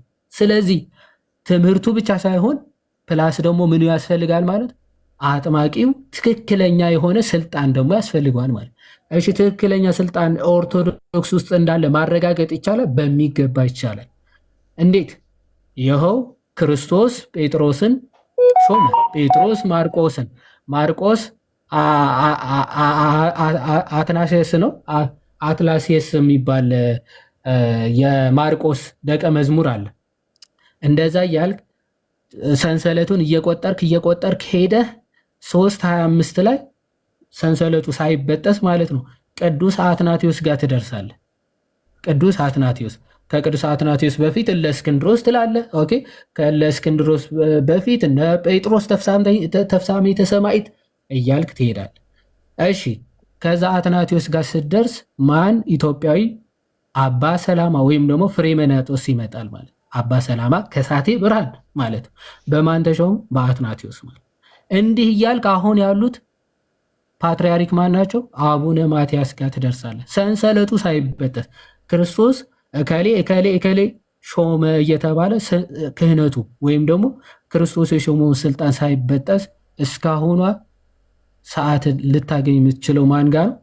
ኦርቶዶክስ ጋር ነው ማለት አየህ። ለዛ ነው አሁን ኦርቶዶክስ አለች የለችም ስንል ምክንያት አለን። ከጥንቱም ከጴጥሮስ ጀምሮ ከክርስቶስ ጀምሮ ስልጣኑም ትምህርቱም ማምጣት ይቻላል ነው። ይሄ ሳይበጠስ ማምጣት ይቻላል። ከዚህ አንጻር ይታወቃል። አምልኮቱም ቅድም እንዳለ ነው። አሁን ፕሮቴስታንቶች የሚያነሷቸው አንዳንድ ጥያቄዎች ዘመን ወለድ ወይም ደግሞ በ15ኛ ትምህርቶቹ ማን እንደጀመራቸው ሁሉ ይታወቃል። አሁን አንድ ፕሮቴስታንት ትምህርት ብታነሳልኝ ከክርስቶስ እንዳልመጣ ግን ጀማሪው አካል ማን እንደሆነ እኔ እጠራልሃለሁ። ለምሳሌ እምነት ብቻ የሚል ትምህርት መጽሐፍ ቅዱስ ላይ ያለ የለም። አባቶች አስተምረዋል? አላስተማሩም። ማን ያስተማረው? ሉተር ይባላል። ጥምቀት ለድህነት አይደለም የሚል ትምህርት በመጽሐፍ ቅዱስ ላይ ያለ የለም። በአባቶች ላይ ያለ የለም። ማን የጀመረው? ዝዊንግሊ ይባላል። ክርስቶስ ለዓለም አልሞተም የሚል ትምህርት መጽሐፍ ቅዱስ ላይ ያለ የለም። አባቶች ላይ ያለ የለም። ማን የጀመረው? ካልቪን ይባላል። እንደዛ እያልኩኝ የአንግሊካኖችም መስራች የሐዋርያት ቸርች የሰቨን ዴይ አድቬንቲስት የሞርሞንስ አስተማሪ ትምህርቶቻቸው ማን እንደጀመሩ እያንዳንዱ ሰው ጀማሪ እንዳለው ለትምህርቱ ማምጣት ይቻላል። ለአሁን እኛ ለምናስተምረው ትምህርት ግን እከሌ ጀመረው የሚባል ትምህርት በጭራሽ የለም። ከወልደ እግዚአብሔር ከክርስቶስ ከራሱ የተገለጡ ትምህርቶች ናቸው ያሉት እያንዳንዱ ማለት ነው። እሺ ከዛ በፊት ዶክተር ይጨምሩልና እንትን እያልክ ዶክተር ሲመልስልኝ እንዲጨምርልኝ በዛው ዮሐዴ አንተም ትንሽ ነካ አድርገህ ብታልፈው ብጠይቅ ደስ ይለኛል። እዚች ጋር አንተ ካልከው ጋር አያይዤ ነው ከአሁኑ ጋር ነው ከየት ወይ ዶክተር ጨምረው ይሄዱበታል። እሺ እና የአምልኮ ስርዓቱንም አንድ ላይ ያጠቃልላል እና አሁን ኦርቶዶክስ ተዋሕዶ ውስጥ ላይ ያለው የአምልኮ ስርዓቱንም ባይብሊካል ነው ወይ ደግሞ ጳውሎስ ካስተማረው ይወጣም አይደለም እሱን ራሱ አጽንቶ የጠበቀ ነው የተከተለ ነው የሚል ነገርም አንስተህልኛልና ያነሳውም ኤግዛምፕል በጣም ጥሩ ነው፣ የሚያስኬድ ነው። ግን ምን የምጨምርልህና አብረህ የምታብራራልኝ ነገር አሁን ያሉት እንደ ሙሉ ማለት በዘመነ አትናቴዎስ ብቻ ሳይሆን አሁን ያሉት አዚስ ታይም፣ ምክንያቱም ከዛ ጊዜ በኋላ በተለያዩ የሃይማኖት ውሳኔዎች የሚጨመሩ የሚቀነሱ ነገሮች ይኖራሉ ብዬ ስለምገምት ነው እንደራሴ ዝርዝሩን ባላቅም፣ ጾሙም ስግደቱ አሁን ያለው ደግሞ የቅዳሴው ስነስርዓት፣ የጥምቀቱ ስነስርዓት፣ ዝማሬውም ምናምን ሁሉም አጠቃላይ ተጠቃልሎ የአምልኮ ስርዓት ውስጥ ላይ አጠቃላይ አሁን የዘረዘርኳቸውን በሙሉ አጠቃላይ የዛን ጊዜ ጳውሎስ ለኤፌሶን ሰዎች ሲጽፍ ምዕራፍ 4 ቁጥር 5 ላይ አንድ ሃይማኖት ብሎ ሲጽፍ እነዚህም ሁሉ ያጠቃልላል ወይ ነው። አሁን ዮሐዴ ወይ ደግሞ ዶክተር የምትመልሱልኝ ነገር እነዚህም ሁሉ ነገር ያጠቃልላል፣ ግራስፕ ያደርጋል እነዚህም ሁሉ ነገር። ምክንያቱም የአምልኮ ስርዓትን ይጨምራል። ሃይማኖት ማለት የአምልኮ ስርዓትን ይጨምራል የሚል ነገር ዮሐዴም ስለተጋራኸው በጣም እንዲመለስልኝ ይፈልጋለሁ። ለብዙ ጊዜ ጥያቄ የሆነብኝ ነገር ስለሆነ ማለት ለዛ ነው መሞግታችሁ እንጂ በአንዴ እንትን ነው ላልፈው ይችል ነበር፣ ግን ለዛ ነው። ስለዚህ እነዚህ ሁሉ አሁን ያሉት ኦርቶዶክስ በጣም ብዙ ነገር ነው ውስጡ። በአንዴ እንደዚህ አንብበኸው ወይ ደግሞ ተረድተው ላጨርሱት ትችላለህ። ብዙ ነገር ስላለ ውስጥ ላይ ማለት ነው ብዙ ጊዜ ይፈልጋል። ስለዚህ እነዚህ ሁሉ ነገሮች ጾሙ፣ ስግደቱ፣ ቅዳሴው፣ ጥምቀቱ ስርዓት፣ ዝማሬው እዛ ውስጥ ያሉት የሚካሄዱት የአምልኮ ስርዓቱ ትምህርቱ በሙሉ ከዘመናት አትናቴዎስ በኋላም የገቡም የተጨመሩም የተቀነሱም ነገሮች በሙሉ ጳውሎስ የዛን ጊዜ ሲጽፍ አንድ ሃይማኖት ብሎ ሲጽፍ እነዚህ ሁሉ ቴክ ኢንቱ አካውንት አድርጎ ወይ ደግሞ እነዚህም ናቸው ተብሎ ኦልሬዲ ለእነዚህ ነገሮች እውቅና ተሰጥቶ ነው ወይ አንድ ሃይማኖት ብሎ እንትን ያለው የጻፈበት ሞቲቭ እና ስለዚህ ሰው ደግሞ ከኦርቶዶክሲ አስተምሮ ያልሰማ ሰው ወይ ደግሞ ባይብልን ፎር ዘ ፈርስት ታይም ባይብልን ሲያነብ በምንም አግባብ የኦርቶዶክስን ፕሪንሲፕል ያልሰማ ወይ ደግሞ ያላወቀ እንኳን ሳይሆን ያልሰማ ሰው ወይ ደግሞ ከአጠገቡ ይሄን ነገር አክሰስ ማድረግ የማይችል ሰው ፎር ዘ ፈርስት ታይም ባይብልን ሲያነብና ኤፌሶን ጋር ሲገባና አንድ ሃይማኖት የሚለውን እንትን ሲል እንዴት ነው አንደርስታንድ የሚያደርገው?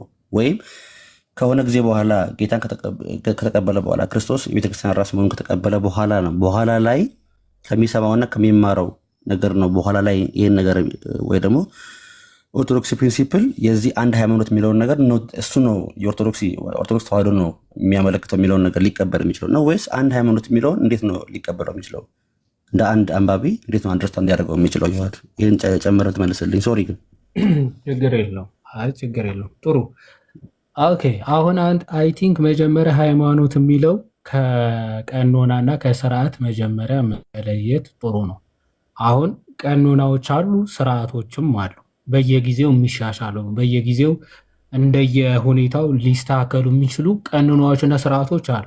ዶግማ ወይም ደግሞ ሃይማኖት የአምልኮ ስርዓት የምትለውን እኔም አንተም ስለተጋራንበት ነው ትንሽ የዘረዘርኩልህ እንጂ እናውቃለሁ። እሱ ልመጣልህ ነው። እሱ ስርዓት ሲባል የትኛውን የሚለውን በደንብ እንድትለያቸው ማለት ነው። አሁን ስርዓት ሲባል ጾሙ የሚጾሙ ጾሞቹ የሚታወጁት ጾሞች፣ ስግደቱ አለ፣ ቅዳሴው አለ። እነዚህ ሁሉ ስለሰማሁ አንዴ ስማኝና ከዛ በኋላ ያላነሳሁት ካለ ችግር የለውም።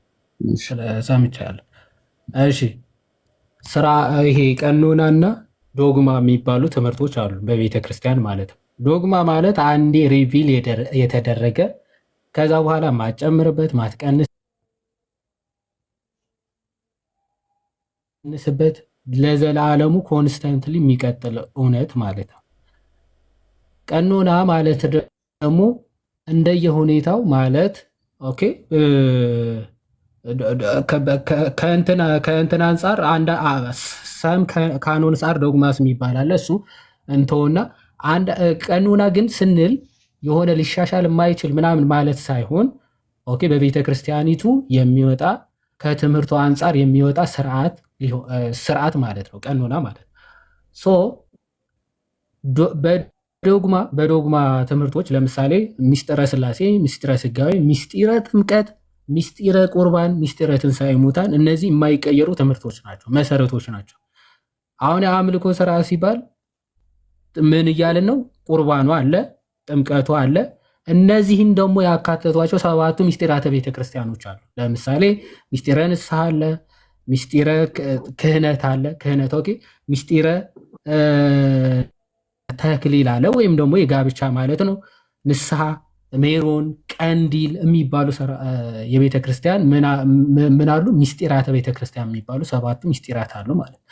እነዚህ በቤተ ክርስቲያን ታሪክ ውስጥ ያሉ የነበሩ የሚቀጥሉ ትምህርቶች ናቸው። ሚስጢራቶቹ የአምልኮ ራቶቹ ማለት እነዚህ ሚስጢራት ሰዎች ደግሞ እነዚህን ሚስጢራትን በማገልገል እንዲጸኑ ክርስትና ህይወታቸውን እንዲያድግና እንዲጎለብት ደግሞ በየጊዜው አጽዋማት ቤተክርስቲያን ልትደነግግ ትችላለች። ጾም ራሱ መጾም ክርስቲያናዊ ግዴታ ነው። በመጽሐፍ ቅዱስ የታዘዘ ግዴታ ነው። የታዘዙ በዛን ሰዓት ይጾሙ የነበሩ አጽዋማትም አሉ። ለምሳሌ አብይ ጾም በሐዋርያቶቹ ዘመንም የሚታወቅ ጾም ነው። ኦኬ፣ በአብይ ጾም የሚጾም ጾም ነው። ታላቁ ጾም ማለት ነው። እያንዳንዱ አባቶች ይናገራሉ። ብቻ ግን ምን ነበረ ማስረጃ ጋር ብትቀጥልኝ ዮሐዴ ካላስቸገርኩ። አሁን አብይ ጾም ላልካት ማስረጃ ጋር ብትቀጥልኝ። ሐዋርያት ሥራ ላይ መጽሐፍ ቅዱስ አለ። ባይዘው ሐዋርያ ቅዱስ ጳውሎስ ጊዜው የጾም ወቅት ስለነበረ ይላል። እሺ እሱን ላሳየና ሐዋርያ ቅዱስ ጳውሎስ እሺ አብይ ጾም ወቅት አብይ ጾም በምትለው ላይ ሞርፎስ ታደርጋለህ። ክርስቲያኖች አሁን እኛ መረዳት ያለብህ ፕሮቴስታንቶች አይደለንም። አሁን በክርስቲያኖች ዘንድ በዛን ሰዓት ይታወቅ የነበረ ጾም ነበረ፣ በክርስቲያኖች የሚታወቅ ማለት ነው። ለዛን ሐዋርያ ቅዱስ ጳውሎስም ሲጽፍ ወቅቱ የጾም ወቅት ስለነበረ ሲል የምን ጾም ነው ብለህ ስጠይቅ ኮሜንታሪስ ነው ልትሄድ የምችለው። ኦኬ ኮሜንታሪዎቹ ደግሞ የማን እንዴት እርግጠኛ ሆኖ ሐዋርያ ቅዱስ ጳውሎስ እንደው አንድ ሰው ምንም ሳያውቅ የጾም ወቅት ስለነበረ ብዬ አልጽፍልህም።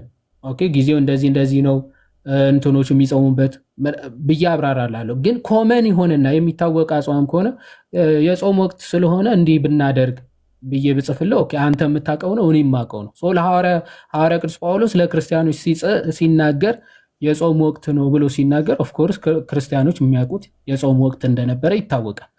ያ የጾም ወቅት ምንድን ነው ብትለኝ ልክፈትልህ ሐዋርያት ሥራ ላይ። እሺ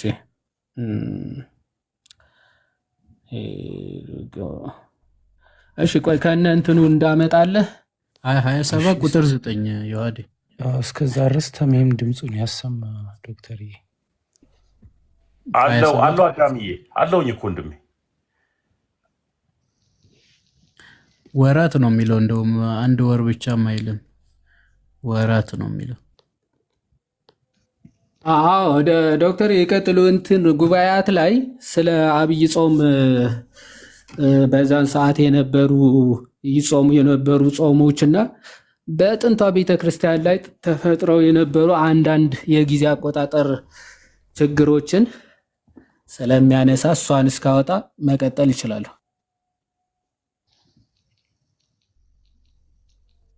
እሱን እስኪያመጣ ሳንታ ክሩዝ አሁን 1 2 or 3 ጊዜ የሰማሁት ነገር አለና ለምሳሌ ጳውሎስ ኤፌሶን 4ን አንድ ሃይማኖት ስል ሰዎቹ ኦርቶዶክሲ መሆኑን ተረድቶ ነው ወይ መጽሐፉን የሚያነቡት አይነት የሚል ጥያቄ ስታነሳ የሰማው ስለመሰለኝ አሁን ነው አንስቻለሁ። ትክክል ነው።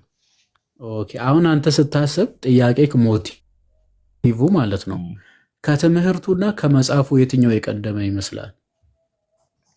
የሶፊየስ መጽሐፉ ይቀድማል። መጽሐፉ አይቀድምም። መጽሐፉ ይቀድማል። ኢን ሴንስ ጳውሎስ ለኤፌሶን ሰዎች የጻፈው መልእክት ይቀድማል። አሁን ኦርቶዶክሲ ከምታስተምረው ትምህርት ወይ ደግሞ ካላት የአምልኮውን ስርዓት አሁን ካሉት እንደ ኦርቶዶክስ ካሉት ፕሪንሲፕሎች በፊት የጳውሎስ ለኤፌሶስ ሰዎች የጻፈው ቃል ይቀድማል። ከዛ ላይ በሐዋርያትና በነቢያት ላይ የተመረኮዘ ትምህርት ስለሆነ ኦርቶዶክስ አለው ተብሎ አሁን እንትን የምትሉት እያስረዳችሁ ያላችሁት። ስለዚህ አንዱ ሐዋርያ ደግሞ ጳውሎስ ስለሆነ ከሱ ትምህርት ላይ ነው ተመርኩዞ ነው አሁንም አትናቴዎስም እስካሁን ድረስ እንደ ቸርች የኔ ጥያቄ የኤፌሶን ሰዎች የሚረዱት ኦርቶዶክሲ ነው ወይ የሚል ነገር ስላነሳክ ከኤፌሶን መልእክት ኤፌሶን ብቻ አይደለም ሌሎቹም ሊሆኑ ይችላል። ሁሉም የአዲስ ኪዳን መጽሐፍት ማለት ነው። ከመጽሐፉና ከትምህርቱ የትኛው የሚቀድም ይመስላል? አሁን ጳውሎስ በቃል ያስተማረው ነው ወይስ በመልእክት የላከው ነው የሚቀድመው? አልገባኝም። ጥያቄ እስኪ አንድ ድገምልኝ እስቲ። ለምሳሌ ኤፌሶን መልእክት ብሎ ጻፈላቸው አይደለም? ኤፌሶንን አስቀድሞ አስተምሯል ወይስ ኤፌሶን ማለት ያው አዳሪም በማደራ ኤፌሶናውያን እያልኩኝ ነው። መልእክቱን ላከላቸው። ከዛ በኋላ እነሱ ያ መልእክት ተቀብለው ይማሩታል፣ ያስተምሩታል፣ ያስቀምጡታል። ኦኬ። ስለዚህ በትምህርቱ አይቀድምም እያልከኝ ነው? ትምህርቱ አይቀድምም? ምን አይነት ትምህርት? የትኛው ትምህርት? እሺ ምን እያልኩኝ መሰለ? አሁን ቅዱስ ጳውሎስ ለነዚህ ክርስቲያኖች ለነዚህ የሮምም ሊሆን ይችላል በሮሜ ላሉትም በቆሮንቶስም በኤፌሶንም ላሉት ክርስቲያኖች ለክርስቲያኖች ነው የጻፈው ወይስ ክርስቲያን እንዲሆኑ ነው የጻፈላቸው? በክርስቲያኖች ነው። በኤፌሶን ላሉት ክርስቲያኖች ነው የሚለው። ስለዚህ መልእክቱ የቃል ትምህርት ይቀድማል ማለት ነው አይደለም? ኦኬ። ስለዚህ ከዛ በፊት እንዴት ክርስቲያን ሆኑ ነው? አንተ ካልተማሩ ካልተሰበኩ እንዴት ክርስቲያን ሊባሉ አይችሉም ነው ያንተ ጥያቄ? ባጭሩ ምን መሰለ፣ መጀመሪያ የጳውሎስ ሀገረ ስብከት በብዛት ማለት ይቻላል ኤክሴፕት ዕብራውያን የሚለው ሁሉም በአህዛብ አምልኮ ውስጥ የነበሩ ናቸው። አምልኮተ ጣዖትን ይፈጽሙ የነበረ በግብረ ኃጢአት ይኖሩ የነበሩ ከዛም በቅዱስ ጳውሎስ ትምህርትነት ከምን ወደ ምን የመጡ ነው? ከአምልኮተ ጣዖት ወደ አምልኮተ ክርስትና ወይም ወደ አምልኮተ እግዚአብሔር። ጳውሎስም የተሾመው ለአሕዛብ ሐዋርያ ተብሎ ነው የተሾመው። ያገለገለውም ሞር አሕዛብን ያገለገለው። ግን የኔ ታርጌቴ ዋና ፖይንቱ ምንድነው? ታርጌቴ ቅድም የዋድም ጋር ስናወራ እንደነበረው እነዚህ ሁሉ አሁን ኦርቶዶክስ ተዋህዶ ውስጥ ያሉ ስርዓቱም ትምህርቱም ሁሉም አጠቃላይ አሁን ያሉት በኦርቶዶክስ ውስጥ ያሉት የሚገለገሉበት አሁን ያሉት ቃሉን በጻፈበት በዛ ሰዓት ላይ ለኤፌሶን ቤተክርስቲያን በጻፈበት በዛ ሰዓት ላይ ሪል አሁን ያለውን ሙሉ ምንም ሳይቋረጥ ሳይሸራረፍ ኦርቶዶክስ ውስጥ ያለውን ሙሉ ያሳያል ወይ ፖርትሬ ያደርጋል ወይ ነው እሱ ዋና ጥያቄ። እና ሌላም ሰው ከዚህ ውጪ እሱን ልመልስልህ አያይዘን መልስልኝ። ከዚሁ ጋር ተያይዘው ደግሞ ፎር ዘ ፈርስት ታይም ባይብልን ሰው ሲያነብ ይሄ ነገር ሲያነብ እና አንድ ሃይማኖት ወይ ደግሞ አንድ ብቻ ሃይማኖት የሚለውን ነገር በምን እንትን ነው ወደዛ አንግል ወደ ኦርቶዶክስ ሊያመጣው የሚችለው የሚለውን ነገርም በዛው አንድ ላይ መልስልኝ። አንተ ከሆንክ አሁን ዛሬ አንተ ከሆንክ ትርጓሜውን ነው የምታየው። ትርጓሜውን ይሄ አንድ ሃይማኖት የሚለው ምን ማለት ነው? ያቺስ ሃይማኖት ማናት ከሆነ ቅድም ስንናገር የነበረ ነው። ሐዋርያዊ ትምህርት ሃይማኖት ወይም ደግሞ ሐዋርያዊ አስተምህሮ እንዲሁም ሐዋርያዊ ስልጣነ ክህነት የያዘች ሳትቋረጥ ብሎ እንደውም እኮ ከማርቆስ ተነስቶ እስከ 6ኛው ኢትዮጵያዊ ነገር ግን 122ኛው የኢትዮጵያ ቅዱስ ፓትርያርክን ሲናገር ነበር። ዮሐዴ ማለት ይሄ ነው፣ ሰንሰለቱ ሳይቋረጥ ከኛ መድረሱን። ይህ ደግሞ የሚቀጥል መሆኑ ምንጩ ግን ክርስቶስ እንደሆነ ስርዓት አምልኮን አንስቶ አንደኛ ቆሮንቶስ 11ን አነሳ። እንደውም እኔም 15 ቁጥር 1 እያልኩኝ ነበረ። አንደኛ ቆሮንቶስ ምዕራፍ 15 ቁጥር 1 ላይም ወንድሞቹ ይህንን ታውቁ ዘንድ እወዳለሁ ይላል ቅዱስ ጳውሎስ። ላንብብ፣ እሱም ማለት ነው አስተምሮም ሲተላለፍ እንደነበረ ወንድሞች ሆይ የሰበኩላችሁን ደግሞም የተቀበላችሁትን በእርሱም ደግሞ የቆማችሁበትን በእርሱም ደግሞ የምትድኑበትን ወንጌልን አሳስባችኋለሁ። በከንቱ ካላመናችሁ በቀር ብታስቡት በምን ቃል እንደሰበኩላችሁ አሳስባችኋለሁ ይላል። እኔ ደግሞ የተቀበልኩትን ይላል ቁጥር 3 ላይ እኔ ደግሞ የተቀበልኩትን ከሁሉ በፊት አሳልፌ ሰጧችሁ፣ እንዲህ ብዬ እያለ መጽሐፍ እንደሚል ክርስቶስ ስለ ኃጢአታችን ሞተ፣ ተቀበረ፣ መጽሐፍ በሶስተኛ ቀን ተነሳ እያለ ይዘረዝራል። እርሱ ራሱ የተቀበለውን ነው ለእኛ ያቀበለው ማለት ነው። እና አስተምሮም ቢሆን ስርዓተ አምልኮም ቢሆን ምንድነው ምንጩ ክርስቶስ ነው የሆነ ሰንበዴ አይደለም። ስለዚህ ከምንጭ የተቀዳው ውሃ ንጹህ ውሃ ሳይደፈርስ ከኛ እንዲደርስ ግን ጠበቁት ነው። በቃ ይጠበቃል። እኛ እንጠብቀዋለን እንጂ አዲስ የምንጨምሮ የምናሻሽለው ነገር ስለሌለ ማለት ነው። ታዲያ ለምንድን ነው ኤፌሶን 4 እንዲህ ትምህርቱ ነው ወይስ መልእክቱ ነው የሚቀድመው ላልከኝ ብዬ የጠየቅኩ ለምንድን መሰለ? መጽሐፍ ቅዱስ ራሱ የተጻፈው ማለት ነው ከሶስት መሰረታዊ ነገሮች ነው። አንደኛ ስርዓተ አምልኮ ነው። ቤተክርስቲያን ቅዳሴያዊት ናት። ሊተርጂካል ቸርች ናት። ሊተርጂ ስርዓተ አምልኮ አላት። ስርዓተ አምልኮ አላት። በቃል ትውፊት ሲተላለፍ የነበረው የጌታ የቃሉ ትምህርት አላት። እንደገና ደግሞ ተግባራዊ ክርስትና ወይም ደግሞ ህይወት የሚባል አለ። ሁሉንም መጽሐፍ ቅዱስ ብትመለከት መጽሐፍ ቅዱስ ውስጥ ትምህርት አለ፣ አንድ ስርዓተ አምልኮ አለ፣ ሁለት እንደገና ተግባራዊ ክርስትና አለ። መጽሐፍን ራሱ ይሄንን ያስቀመጠችልን በወረቀት የከተበችው ቤተክርስቲያን ከነዚህ ከሶስቱ ነው እንጂ አንድም ሐዋርያ ሂድ ወንጌልን ጻፍ ተብሎ የተላከ የለም። ወንጌልን ስበክ ነው የተባለው። ወንጌልን የሰበከች ቤተክርስቲያን፣ ወንጌልን ያስተማረች ቤተክርስቲያን ምን አይነት ስርዓተ አምልኮ ያላት ቤተክርስቲያን? እሷ ከስርዓተ አምልኮ፣ ከትምህርት ሃይማኖት፣ ከተግባራዊ ክርስትና ምንን ጻፈች? መጽሐፍ ቅዱስን ከተበች ማለት ነው። ነሰሰርሊ አሁን የምንፈጽማቸው ነገሮች በመጽሐፍ ቅዱስ ተጽፎ መገኘት አለበት ተብሎ ደግሞ አይነገርም። ቤተክርስቲያን መጽሐፍ ቅዱሳዊ ናት እንጂ መጽሐፍ ቅዱስ ብቻ ስላይደለች ማለት ነው። ኦኬ፣ ያንን ለማጠየቅ ነው። አሁን ያለው እንግዳ የሆነ አዲስ የተጨመረ ነገር እንዳይመስለን እሱን ለመናገር ነው። ያው ዮሐዲያው መረከብ ይችላል። እሺ፣ ቃለ ታሰማልን ዲያቆኒ እንትን ልበልና ከላሳየና ፋሲካን እንዴት ያከብሩ እንደነበረና ጥንት ከጅምሩ ከመጀመሪያው ጀምሮ እንዴት ቤተ ክርስቲያን በ196 ዓመተ ምህረት እንግዲህ ኦልሞስት ኢርሊ የዮሐንስ ወንጌል ከተጻፈ ወደ 90 ዓመት ምናምን በኋላ ማለት ነው ጉባኤው የተደረገው። ራሱ ጉባኤው ምንድነው? የጉባኤው መነሻ ሁለት ነው። ያው እንግዲህ የተነሳው ከአሕዛብ ወደ ክርስትና የመጡትና ከአይሁድነት ወደ ክርስትና የመጡት ባህላቸው የፋሲካ በዓል አከባበራቸው ልዩነት አመጣ ማለት ነው። ልዩነቱ ምንድነው ያመጣው? ከአይሁድ ወገን ወደ ክርስትና የመጡት እንደ ልክ የፋሲካው በግ መታረድ አለበት ብለው ፋሲካ የሚያከብሩበት በዓል አለ አይደለ? ልክ እንደዚያ እዚህ ጋር ከዚህ ጀምሮ ላንብብላችሁ መሰለኝ።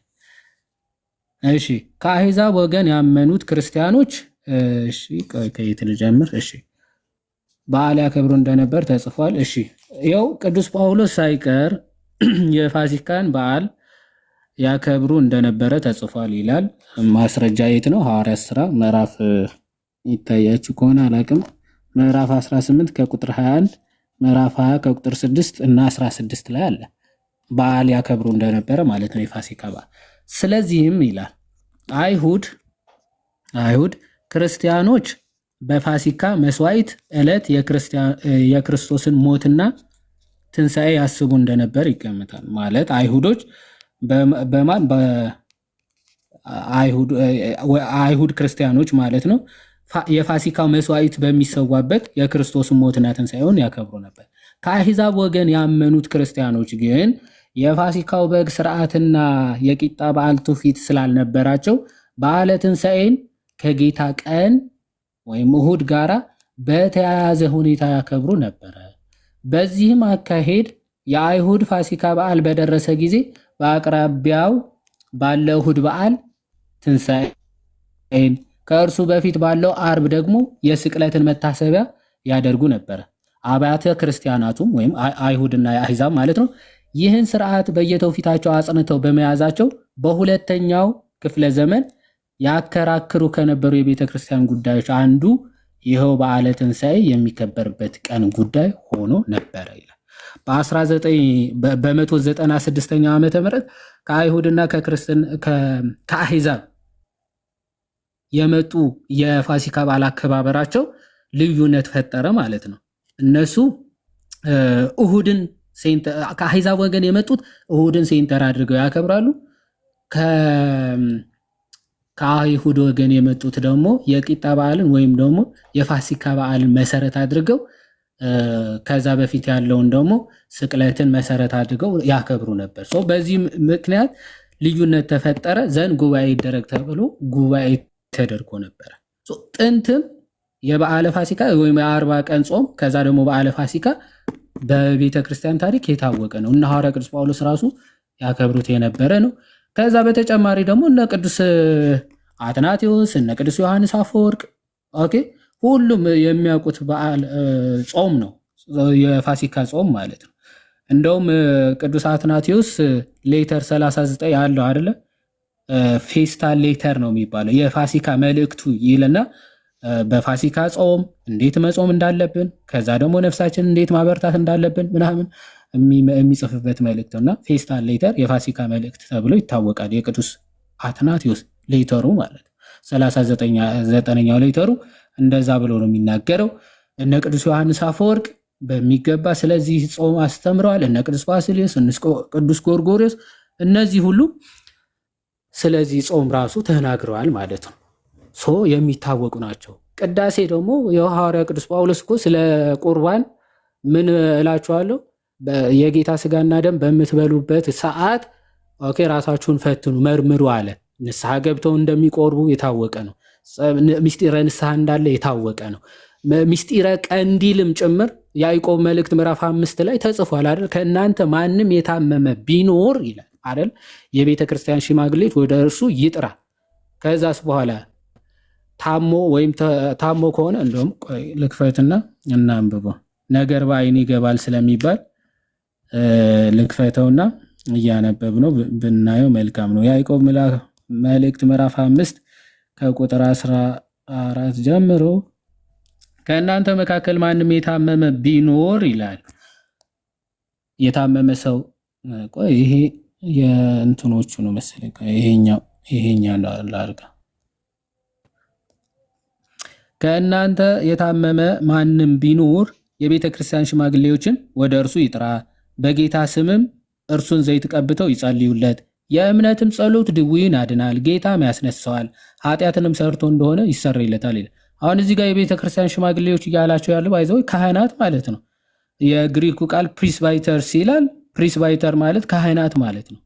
ክህነት ያላቸው ማለት ነው። የቤተ ክርስቲያን ካህናትን ወደ እርሱ ይጥራ። ከዛ እነሱስ ምን ያደርጉ? ዘይት ቅባ፣ የቀንዲል ሚስጢረ ቀንዲል ምንለውን ማለት ነው። የታመመ ማንም የሚቀባው ጸሎት ተደርጎ ይቀባል ማለት ነው። ሚስጢረ ቀንዲል። ይህ ብቻ አይደለም፣ ሚስጢረ ንስሐንም ጭምር የያዘ ነው። ባይዘው ይሄ የእምነትም ጸሎት ድውዩን ያድናል፣ ጌታም ያስነሳዋል ይልና ኃጢአትንም ሰርቶ እንደሆነ ይሰረይለታል ይላል። የፈውስ ብቻ ሳይሆን የንስሐንም የኃጢአት ስርየትንም መስጠት እዚህ ክፍል ላይ ይናገራል። ምክንያቱ 16 ላይ ምንድነው የሚለው? እርስ በርሳችሁ በኃጢአታችሁ ተናዘዙ ትፈወሱም ዘንድ እያንዳንዱ ስለሌላው ይጸልይ፣ የጻድቅ ሰው ጸሎት በስራ እጅግ ኃይልን ታደርጋለችና ይላል። ስለዚህ ሚስጢረ ንስሐን ሚስጢረ ቀንዲልንም እዚህ ክፍል ላይ እናገኛለን። የቤተ ክርስቲያን ካህናት እንዳሉ ካህናቶች ደግሞ ወደ ቤት ጠርቶ ጸሎት እንዲያደርጉ የታመመ በቀባሜሮን በቀንዲል ማለት ነው እየቀቡ እንዲፈውሱ እና ደግሞ ሚስጢረ ንስሐንም እንዲያካፍሉ ይኸው ስርዓቱም አለ ማለት ነው። ከዚህ አንጻር የምንመለከታቸው ናቸው ወንድሜ።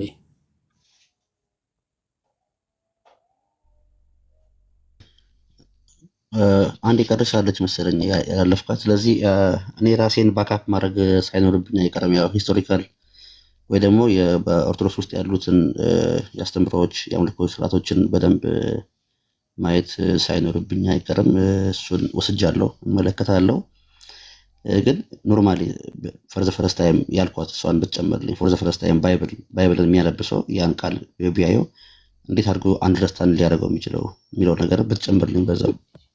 እሺ ይቅርታ ዶክተር፣ ይህችን ተናግሬ እስቲ ሰመራይዝ አድርገው ምክርም ነገር አድርገው ይሰጡታል ለወንድማችን። እንግዲህ አንድ ሰው መጽሐፍ ቅዱስን ቢያነብ እና ይሄን ክፍል ቢያነበው እንዴት ነው ሊረዳ የሚችለው ነው? ጥሩ ጥያቄ ነው። ሐዋርያት ሥራ ምዕራፍ 8 እንደተባለው ነው ሊረዳ የሚችለው። እሺ እንዴት? እስቲ እንክፈት። ያ እንዲህ ይላል ከቁጥር 26 ጀምሮ የጌታ መልአክ ፊልጶስን ተነስተህ በደቡብ በኩል ከኢየሩሳሌም ወደ ጋዛ ወደሚያወርደው ምድረ በዳ ወደሆነ መንገድ ሂድ አለው ይላል። አሁን ፊልጶስን ምን አለው? የጌታ መልአክ ተነስተህ ወደ ደቡብ በኩል ሂድ፣ ጋዛ ወደምትባል። ለምንድነው ተነስተህ ሂድ ያለው? ተነስቶም ሄደ። እነሆም ህንደኬ የተባለች የኢትዮጵያ ንግሥት አዛዥና ጃንደረባ የነበረ በገንዘቧም ሁሉ የሰለጠነ አንድ የኢትዮጵያ ሰው ሊሰግድ ወደ ኢየሩሳሌም መጥቶ ነበረ። ሲመለስም በሰረገላ ተቀምጦ የነቢዩን የኢሳያስን መጽሐፍ ያነብ ነበር። አሁን አንድ ሰው መጽሐፍ ቅዱስን እያነበበ ነው። እያነበበ ከዛ በኋላ ይህን ክፍል እንዴት ልረዳው ቢል አይ በራሱ መጽሐፍ ቅዱስ ስለሚመልስልን ማለት እንዲህ አለ። ያነብ ነበረ ምን? ትንቢተ ኢሳያስን። እሺ መንፈስም ይላል ሶሪ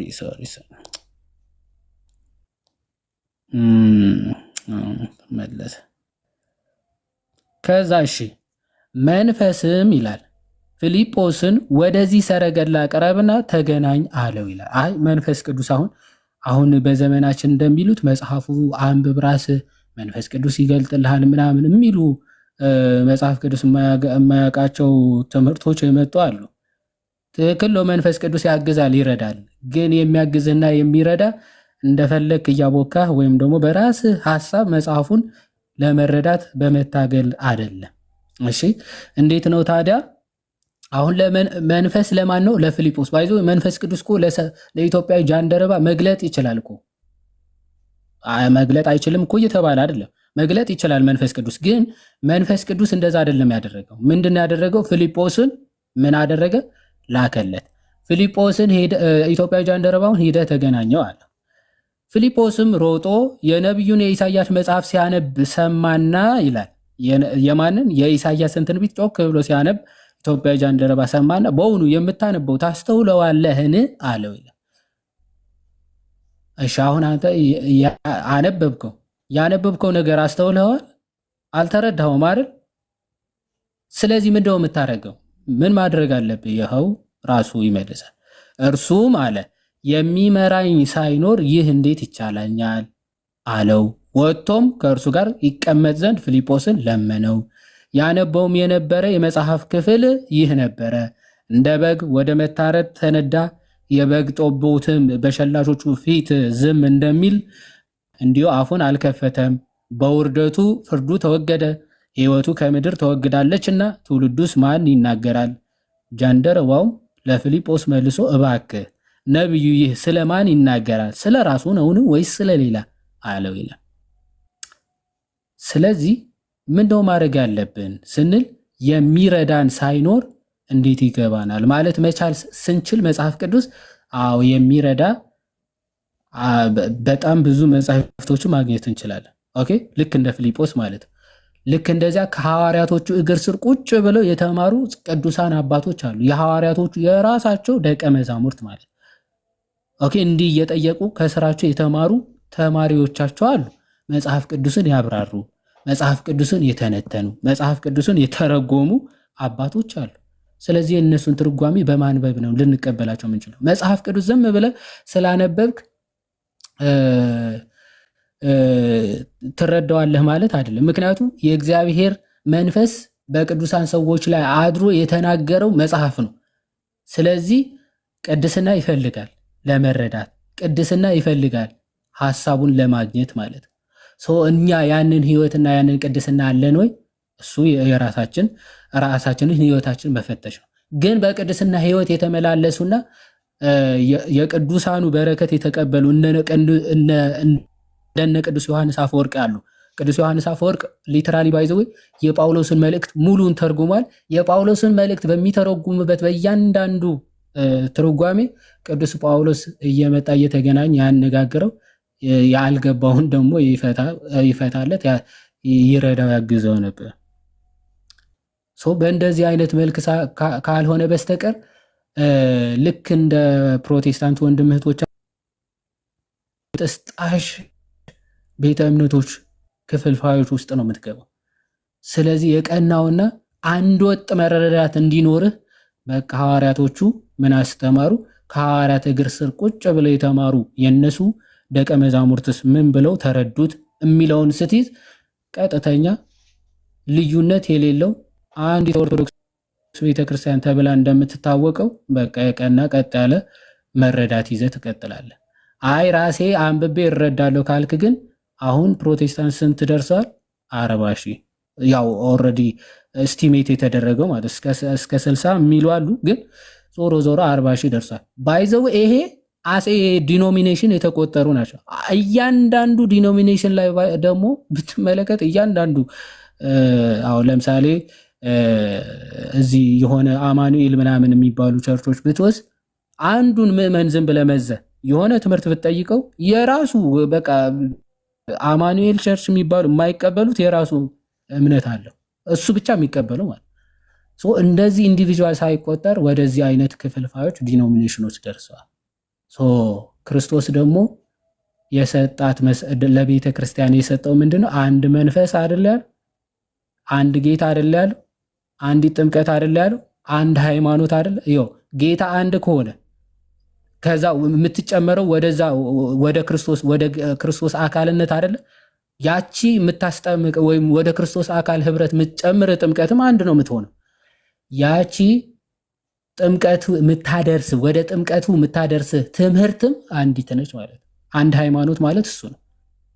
የሆነ ተምረህ ተቀብለህ የምትጠመቀው ጥምቀትም አንድ ነው። ከዛ ህብረት የምታደርገው ክርስቶስም ወይም ጌታም አንድ ነው የሚሆነው ማለት ነው። ሶ ከዚህ አንጻር ብንመለከተው ጥሩ ነው። ዝም ብለን ራሳችን በፈታነው ሳይሆን አባቶች ምን ብለው ተረዱት፣ ወደ ጥንት መሄድ ነው። በቃ ኦርቶዶክሲ ማለት ሊቪንግ the past in the present ማለት ነው። ያለፈውን እንደ ታሪክ መናገር ሳይሆን ያለፈውን እንደ ዛሬ መኖር ነው ክርስትና። አየህ፣ ኦርቶዶክሲ ማለት ትናንትናን እንደ ዛሬ መኖር፣ የሐዋርያትን ህይወት ዛሬ መኖር ማለት ነው። ሶ ከዛ አንጻር የሚታይ ነው።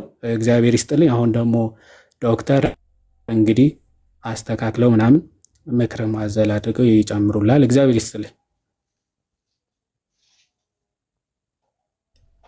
ቃላት ያሰማል። የህይወት ቃል ያሰማል። ቀጥል ዘላለም። ያ ቀጥል። አስተካክሎ የምትሏት ነገር ዮሐንስ ሶናት ትንሽ እንትን እያለችኝ እና ቃላት ያሰማልን ዮሐድዬ። አሁን ዮሐዴ ምንድን ነው የነገረን? ጋይስ እየሰማችሁ ያላችሁት መጽሐፍ ቅዱስ ታሪክ ብቻ አይደለም። በነገር ዝም ብሎ የሆነ ነገር ሆነ ብለን የምንተው የምንጥለው አይደለም። እያንዳንዱ የተጻፈው ቃል እኛን ሊገስጸን ሊያስተምረን የተጻፈ ነው። እግዚአብሔር ደግሞ እንዲተማሩ እያለን ነው ስልምን ማንበቡንማ እያነበበ ነው። ኢትዮጵያዊ ጃንደረባ እኮ ትንቢተ ኢሳያስን እያነበበ ነው፣ ግን የሚያነበውን ነገር አያውቅም ነበር። አይታችሁ ከሆነ ስለማን ነው እያለ ይጠይቃል። እና ይሄ ጉዳዩ የግድ ስለ ኢትዮጵያዊ ጃንደረባ ብቻ ገዶት ሳይሆን እኛና እናንተ መጽሐፍ ቅዱስን ማንበብ እንደሚገባን ይነግረናል። አይታችኋል። ሲቸገረን ግን የሚመለከታቸው አካል ልክ ዕብራውያን 13 ቁጥር 7 ላይ የእግዚአብሔርን ቃል የነገሯችሁን ዋኖቻችሁን አስቡ ይላል። ነጋሪ ያለው የእግዚአብሔር ቃል፣ እኛ ደግሞ ሰሚያን ነን። ኦኬ ተመልከቱ። እና መልኩ መቀጠል አለበት፣ እንዲህ መጠየቅ አለብን እያለን ነው። ስለዚህ ዛሬ እናንተ መጠየቅ አለብን። ያለበለዛ ለሕይወት የተጻፈው የጌታ ቃል ለሞት ሆኖ ታገኙታላችሁ። ይህ ነገር በደንብ መታወቅ አለበት። ቅዱስ ጳውሎስ ራሱ ይናገራል። የገላትያ መልእክት ምዕራፍ 1 ቁጥር 6 ላይ ምን የሚል ቃል አለ? በክርስቶስ ጸጋ እናንተን ከጠራችሁ ከእርሱ ወደ ልዩ ወንጌል ልዩ ወንጌል ማለት ምን እንደሆነ ራሱ ይፈታዋል። የሚገርማችሁ ነገር ወደ ልዩ ወንጌል እንዲፈጥናችሁ እንዴት እንዳለፋችሁ እደነቃለሁ ይላል። ክርስቲያን ከሆኑ በኋላ አይሁዳዊ ኑሮን እንደገና ለመኖር ፈለጉ። በመንፈስ ጀምራችሁ በስጋ ትጨርሳላችሁ ይላቸዋል። የሚገርም መንፈስ ማለት ወንጌል ማለት ነው። የመንፈስ ሕግ ይባላል። በስጋ ትጨርሳላችሁ ስላችሁ ደግሞ ወደ መገረዝ ሕግ ለመመለስ ስለፈለጉ ነው። እና ይገጽጻችሁ ይነግራቸዋል። ጽድቅስ በሕግ በኩል ከሆነ እንኪያስ ክርስቶስ በከንቱ ሞተ ብሎ ይነግራቸዋል ማለት ነው። እኛ እንኳን በክርስቶስ ያመንነው እኮ በእርሱ ልንጸድቅ ነው፣ ሕግን ልንመካበት አይደለም ይላል። ይህንን ላንብብላችሁ። ፈጥናችሁ እንዴት እንዳለፋችሁ እደነቃለሁ አለ። እርሱ ግን ሌላ ወንጌል አይደለም። እችን ያዝልኝ። እርሱ ግን ሌላ ወንጌል አይደለም፣ የሚያናውጣችሁ የክርስቶስን ወንጌል ሊያጣምሙ የሚወዱ አንዳንዶች አሉ እንጂ ይላል። እነዚህ ጁዳይዚንግ ክርስቲያን የሚባሉ አሉ፣ ከይሁዲነት ወደ ክርስትና የመጡ ከዛም በኋላ የግድ ደግሞ ወደ መገረዝ አለብን፣ ጥምቀት ያለ ግዝረት፣ ወንጌል ያለ ኦሪት አትረባም አትጠቅምም የሚሉ ሰዎች አሉ። ጥምቀት ላይ ግርዘትን ለመጨመር ማለት ነው። ገላትያ 6ቱም ቻፕተር ስለ መልካም ስራና ስለ ግዝረት ነው የሚያወራ። ለዛ ነው 6ኛው ቻፕተር ላይ በክርስቶስ ኢየሱስ አዲስ ፍጥረት መሆን ይጠቅማል እንጂ መገረዝ ወይም አለመገረዝ አይጠቅምም ብሎ ያስቀምጣል። ሎክ አያችሁ። እና ይሄ የክርስቶስ ወንጌል ነው የሚያጣምመው፣ ሌላ ወንጌል አይደለም። ተመልከት። እና ይሄው ሐዋርያ የሚገርማችሁ ነገር እነዚህ ሰዎች ደግሞ ምን ይላቸዋል መሰለ ሳንታ ክሩዝ በዚህ ሮሜ 16 ቁጥር 16 ላይ ከቁጥር 17 ላይ ላንበበልን። ነገር ግን ወንድሞች ሆይ እናንተ የተማራችሁትን ትምህርት የሚቃወሙትን መለያየትንና መሰናከያን የሚያደርጉትን ሰዎች እንድትመለከቱ ለምናችኋለሁ። ከእነርሱ ዘንድ ፈቀቅ በሉ። እንዲህ ያሉት ለገዛ ለሆዳቸው እንጂ ለጌታችን ለኢየሱስ ክርስቶስ አይገዙምና በመልካምና በሚያቆላምጥ ንግግር ኢየሱስ ጌታ ነው እየተባልክ ማለት ነው። ኢየሱስ ይወድሃል እየተባልክ በሚያቆላምጥ ንግግር ተንኮል የሌለባቸውን ሰዎች ልብ ያታልላሉ ብሎ ያስቀምጣል። ስለዚህ ከአታላዮች ተጠበቁ ነው ጉዳዩ። ኦኬ፣ በእነሱ አድሮ የሚሰራ መንፈስ ስላለ ማለት ነው። ለዛ ነው በአንደኛ ጢሞቴዎስ ምዕራፍ 4 ቁጥር 1 ላይ ምን የሚል ቃል ታገኛለህ? በኋለኛው ዘመን ይላል መንፈስ በግልጥ ይናገራል ይላል። መንፈስ በግልጥ ይናገራል።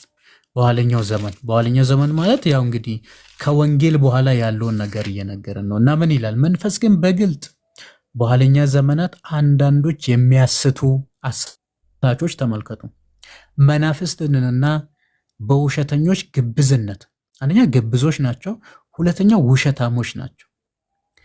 ተመልከቱ፣ በውሸተኞች ግብዝነት የተሰጠውን የአጋንንትን ትምህርት እያደመጡ ሃይማኖትን ይክዳሉ ይላል። እውነተኛውን መገለጥ ትቶት ይወጣሉ ይላል። ስለዚህ ይሄን ነገር በደንብ ማስተዋል ያስፈልጋል። ቅዱስ ጴጥሮስም ነግሮናል። ሐሰተኞች መምህራን ነቢያቶች በመካከላቸው አሉ፣ የሚያጠፋን ኑፋቄ አሹልኮ ያገባሉ፣ የዋጃቸውን ጌታ እንኳን ክዶ ነው የሚለው። የዋጃቸውን ጌታ እንኳን ክዶ የሚፋጠንንን ጥፋት በራሳቸው ላይ እየሳቡ የሚያጠፋ ኑፋቄ አሹልኮ ያገባሉ ይላል። አንድ የታመመ ሰው ለመዳን ምን ያስፈልጓል? መድኃኒት ያስፈልጓል። እነዚህ ሰዎች ደግሞ የሚያጠፋ ኑፋቄ፣ እኛ ታመናል፣ መድኃኒቱን ያስጥሉሃል ማለት ነው። መድኃኒቱን ያስጥላሉ። እንደዚህ ከእንደዚህ አይነት ነገር ለመጠበቅ በቤተክርስቲያን ውስጥ የኖሩ ትምህርት አባቶቻችን የነገሩን። ቅድም እንደውም አሪዮስ የሆነ ጥቅስ ሲጠቅስ ጥቅሱ አለ መጽሐፍ ቅዱስ ላይ ከአንተ በፊት እንዲህ ብሎ የፈታ ማን ነው ተብሎ ነው የተጠየቀው። አይታላ አሁን ለምሳሌ ነገረ ጥምቀት ላይ ከ15ኛው መቶ ክፍለ ዘመን በፊት ጥምቀት አያስፈልግም ብሎ ኢቭን ያው ኤክሴፕት ሉተር ማለት ነው አያስፈልግም ለድነት አይደለም ውጫዊ ስርዓት ነው ብሎ የፈታ ማን ነው ብትል ማንም የለም። ቅዱስ ቁርባን እውነተኛ የጌታ ስጋና ደም አይደለም ብሎ የፈታ አንድ የቤተክርስቲያን አባት የለም። አንድ ኦኬ። አንዳንድ ጊዜ ይህንን መቋቋም ሲያቅታቸው ከአባቶች እኔ ይበልጣሉ የሚሉ ሰዎች አሉ። ራሳቸውን አባት ፖፕ ያደረጉ መጽሐፍ ቅዱስ ብቻ የሚለው ቃል አንድ ፖፕ ለመቃወም ብሎ ፕሮቴስታንትን ሁሉ ፖፕ ያደረገ ትምህርት ስለሆነ ማለት ነው። እና በኦርቶዶክሳዊ ተዋሕዶ ቤተክርስቲያን በአባቶች ትምህርት ፐርሰናል ኢንተርፕሪቴሽን አይፈቀድም፣ ግላዊ መረዳት። ጴጥሮስ ነግሮናል። ጴጥሮስ ምን አለ? ማንም ይላል በመጽሐፍ የተጻፈውን ትንቢታትን ሁሉ ማንም ለገዛ ራሱ እንዲተረጉም አልተፈቀደለትም። እንዴ ያልተፈቀደልንን ነገር ለምን እንሞክራለን? አልተፈቀደለትም። ተመልከቱ። እና በአጭሩ ቅዱስ ጴጥሮስም ቅዱስ ጳውሎስም እንደዚያን ነገር ከነገሩን በኋላ ቅዱስ ጴጥሮስ በመጨረሻ መልእክቱ ሁለተኛ መልእክቱ ምዕራፍ 3 ያስቀመጠውን ማስጠንቀቂያ ብቻ ላንብብላችሁ። ምን ይላል? እሺ ከቁጥር 16 ምዕራፍ 3 ቁጥር 16 ሁለተኛ ጴጥሮስ በነዛ ዘንድ ለማስተዋል የሚያስቸግር ነገር አለ ይላል። እውነት እኮ ነው። በጣም በብዙ ነገር ተቸግረናል። ድህነት ቅጽበታዊ ነው ወይስ ሂደታዊ ነው? ተቸግረናል። ምስጢራት ለድህነት ይጠቅማሉ አይጠቅሙም? በጣም ተቸግረናል። ክርስቶስ ለዓለም ነው የሞተው ወይስ ለጥቂቶች ነው የሞተው? በጣም አስቸጋሪ ትምህርት ነው። ልሳን አጋንንታዊ ነው ወይስ መንፈስ ቅዱሳዊ ነው? እጅግ በጣም በቃ ለማስተዋል የሚያስቸግር የሚለው ጳውሎስ ነው ጴጥሮስ ይህንን ነው። በነዛ ዘንድ ለማስተዋል የሚያስቸግር ነገር አለ። ያልተማሩት ማለት ትምህርት ያልቀሰሙ ማለት ሳይሆን ምሕረትን ያላገኙ ማለት ነው። የማይጸኑትም ይላል ሰዎች ሌሎችን መጻሕፍት እንደሚያጣምሙ እነዚህ ደግሞ ለገዛ ጥፋታቸው ያጣምማሉ። እንግዲህ እናንተ ወዳጆች ሆይ ይህንን አስቀድማችሁ ስለምታውቁ በአመፀኞች ስህተት ተስባችሁ ከራሳችሁ ጽናት እንዳትወድቁ ተጠንቀቁ። ነገር ግንስ በጌታችን በመድኃኒታችን በኢየሱስ ክርስቶስ ጸጋና ዕውቀት እደጉ፣ ለእርሱ አሁንም እስከ ዘላለም ድረስ ክብር ይሁን አሜን ብሎ ይዘጋል ማለት ነው። በአጭሩ መጽሐፍ ቅዱስን የምንረዳው በቤተ ክርስቲያን ውስጥ ነው። ሄሬኒዮስ የሚባል ባይብል ስታዲ አውት ኦፍ ዘ ቸርችስ ዴቪልስ ቴዎሎጂ ብሎ አስቀምጧል። ከቤተ ክርስቲያን ውጭ የሆነ የመጽሐፍ ቅዱስ መረዳት ሰይጣናዊ ነገረ መለኮት ነው ብሎ አስቀምጧል። አያችሁ? እና ለዛ ነው። ስለዚህ የሚያስቸግር ነገር አለ መጽሐፍ ቅዱስ አንተን አይደለም ሁላችን የምንቸገርበት ነገር አለ። ከእውቀት ከፍለን ነው የምናውቀው። አሁን እኔና ዮሐዴ በአንድ ፓርት ላይ ባንግባባ እዚህ ማለት ነው ምንም ችግር የለብንም። መድኃኒት የመለያየት መድኃኒት ቤተ ክርስቲያን የምትባል አለችን ማለት ነው። በቃ ወደ አባቶች ሄደን እንገላገላለን። እዛ ጋር ስትመጣ ሜጀር ማይነር ብለህ ደረጃ ታወጣለታለህ ማለት ነው፣ የሚያግባባ ስለሌለ። ከዛን ስትበጣጠስ ትቆያለህ፣ ትኖራለህ እንደማለት ነው። ምናልባት ሳንታ ያገኘ ይመስለኛልና እግዚአብሔር ስጥልን። 7 ሰዓት ሆነ መሰለኝ ተሙዬ። ሳይታሰብ ተገብቶ ይሄ ሁሉ ሰዓት ቆየን። ሳንታ ድንገት ያልተብራራልህ ያልተረዳሁ ነገር አለ ከማጠቃለላችን በፊት? ያልተረዳሁት ነገር ያው ቸርችና ባይብሊካል ሂስቶሪካል ፋክቶችን አላነበብኩም፣ እንደማላቅ ነው የገባኝ። ያው ማንበብ እንዳለብኝ ወስጃለሁ፣ ተቀብያለሁ። ያ እንዴት አየኸው? አሁን ወንድሞች ከተናገሩበት ቅድምም እኔም ረዥም ሰዓት ካወራሁበት አንጻር ኦርቶዶክሳዊነትን ከሌላው ቤተ እምነት ጋር እንዴት አየኸው? ሌላውን ቤተ እምነት እንኳን ፎከስ አድርጌ አልጠየቅኩም። መጠየቅም ኢንቴንሽኑ የለኝም፣ ፍላጎቱ የለኝም። እዚህ ስታይም ማወቅ የምፈልገው የሚገናኘውን ነገር ካነበብኩትም ከሰማሁትም ከዚህ በፊትም ከማውቀው ነገር ሞር ሊያያዝ የሚችል ከባይብል ጋር ኦርቶዶክሲ የሚባል ወይ ደግሞ አሁን ኦርቶዶክሲ የሚባለው ቤተ እምነት ሞር ከባይብል ጋር ያለው ሪሌሽን እሱ ነው ብዬ ነው የምገምተው። እና ማንበብም ማወቅ የምፈልገው ከዚህ ጋር ተያይዞ ነው። ወደፊት አሁን እንዳልኩ ቸርች ሂስትሪ ባይብሊካል ፋክቶችን እና ደግሞ ከዚህ በፊት አባቶች የጌታን ቃል እንዴት አድርገው እንዳስተማሩ እንዴት አድርገው ለእኛ ያስተላለፉ በደንብ መመርመር ቅድም አይ ቲንክ አዲስ አበባ ነኝ ምናምን ስትል የሰማው መሰለኝ ካልተሳሳትኩ። አዲስ አበባ አይደለም። ኦኬ፣ ውጭ ነኝ። ሌላ ቦታ ነው ያልከው? ሌላ ሰው ነው መሰለኝ። ጋምቤላ ነው፣ አሶሳ። እንትን ተሙ መሎተ ጽድቅ 1 2 3 ፒዲኤፍ አለ አክቹዋሊ ፒዲኤፍ አለኝ። ስለዚህ ሳንታ እኔ ሪኮመንድ የማረግህ ስለ ክርስትና፣ ስለ ኦርቶዶክስም፣ ስለ ሌሎች ቤተ እምነትም ንጽጽራዊ በጣም አሉ የሚባሉ መሰረታዊ ነገሮችን ለመያዝ የሚጠቅምህ ትምህርት ቢኖር መጀመሪያ ኦርቶዶክስን ለማወቅ ከሆነ መሎተ ጽድቅ 2 እና 1 እና 2 ብታነባቸው መሎተ ጽድቅ 1 ነው። ልክልሃለሁ። ሳንታዬ አለ እዛ ታገኛለህ። እዚህ ባላገኘም ዳዝማታ ፋሚሊ ስላለ አዲስ አበባ ማስላክ እችላለሁ። እኔ እልክልሃለሁ። በቃ ቤተሰቦችን አገናኘኝና እኔ በራሴ ገዝቼ ስጦታ ሰጣሃለሁ። የዋድዬ ቀጥል። ይቅርታ ጣልቃ ገባሁ። ጨርሻለሁ። ተሙ እሱን ሪኮመንድ ለማድረግ ነው። ብቻ ማንበብ እፈልጋለሁ ምናምን ስላለ እግዚአብሔርም ይርዳ።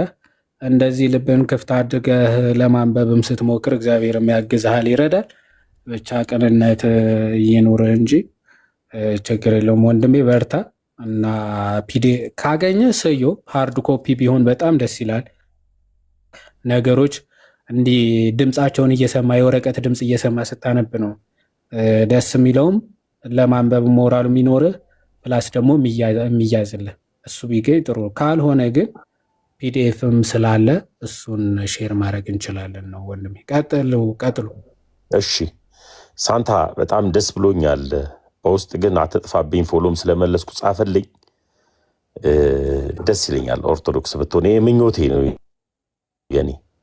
ገብቶ ተረድተህ መተህ መጠየቅህም ደግሞ የበሰለ ነው። ግን ደግሞ የበሰሉ ወንድሞች ናቸው። ወንድሜ ዮሐድዬም ዶክተር ዘላለምም አዳምም ጥሩ ላይ ነበሩና ሌላ ጊዜ ተመለስ እንላለን። አሁን አልመሸብንም። በጣም ቴንኪዩ በጣም እኔም መጀመሪያም ያው አንተ ነህ ኢንቫይት ሁለተኛ ጊዜም ድጋሚውን አንተ ነህ ኢንቫይት ያደረከኝና በጣም ጥሩ ነው። እንኳንም ኢንቫይት ያደረከኝ። ግን ያው እኔም ሼምም እያዘኝ ነበር ገና የመጀመሪያ ላይ እንዳስገባኝ ያው ሰዓት እንዳልፈጅ እያልኩኝ ያው ሶሪ። እንግዲህ ምን ይባላል አይደለም። አይ ረዥም ሰዓት እንደዚህ እኮ የመማማር እንትኑ ካለ ችግር የለውም ወንድሜ፣ እናዳምጣለን እንማማራለን። እና ተባረኩልኝ። ምን ትላለህ ዮሐድዬ? አሁን አንተኛ ወይስ እንተኛለን ነው? ዘላለብዬ ባሉ ሰላም እደሩ። ኧረ ዶክተርም ስራ አለብኝ እያሉ ነው መሰል።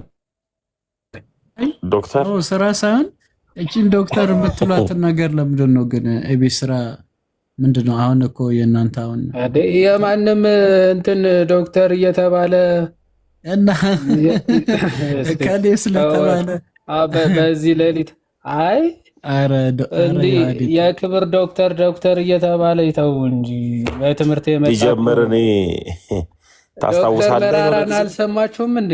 መረራ ነው መረራ ጉዲና መረራ ነው መሰለ የሚባለው እና ዶክተሩ ትዛ መረራ ስትል ገዝቻ አይደለም ያመጣሁት ብለዋልና ለነመለሰ የመለሰው። ስለዚህ እንደዛ ነው። እንትን እኮ ነው። እኔ እኮ ሄልዝ ነኝ እኮ ዮሐድዬ። አሁን እኮ ብዙ ጊዜ እኮ ተናግር ያለው እኔና ሄልዝ ዲፓርትመንት የሚባል አለ። እዛ ውስጥ ድሮ ወደ 9 ዲፓርትመንቶች ናቸው። ወዴት እንዳስገቧቸው አላውቅም። ያው እንግዲህ እኛ ሀገር ትምህርት ፖሊሲ ጠዋት ሌላ ኦኬ ትልና ከዛ ለማንኛውም ታብታብ እያደረኩ ነው እኔ ለማንኛውም እኔ ታብታብ እያደረኩ ነው። ቀጥሉ። ኦኬ አይ ምንም ታብታብ አያስፈልግም። አሁን ወደ መኝታ ነው ታብታብ የምንለው። ግን ዞሮ እሱን እንድታውቁ ነው ወንድሞች። እኔ ደግሞ ዜድ ብትለኝ ራሱ በጣም ነው ደስ የሚለኝ ዮሐድዬ። እኔ ዮሐድዬ ስል እንትን አልልም፣ ደስ አይልም የሆነ ነገር። እኔ በውስጥ እኮ ላለው አይ ለሚዲያው ግን እነሱም እየዘነጠሉ እንዳያወሩ እኮ ነው። ከባድ ነው እኮ ይሄ አሳልፈው መስጠት ይባላል ብራዘር። በውስጥ ተዋደን በውጭ ገፍትር ስትለኝ ደስ አይልም። መዋደድ እኮ ነው ይሄም እንዴ። ኧረ ከባድ ነው። እሺ ይሁን እስኪ እንደዛ ነው። እኔ ተናግር ያለው የምናውቀውን እንናገራለን። ምስክርነቴን ካልተቀበላችሁ እዳው ከኔ ውጭ ነው፣ እኔ አይመለከተኝም ብያለሁ። የዶክተርነት እዳ አላችሁት በሚል እስኪ እንወቀስበት። ኧረ እባክህ ዮሐድዬ እየተናገርኩኝ ነው።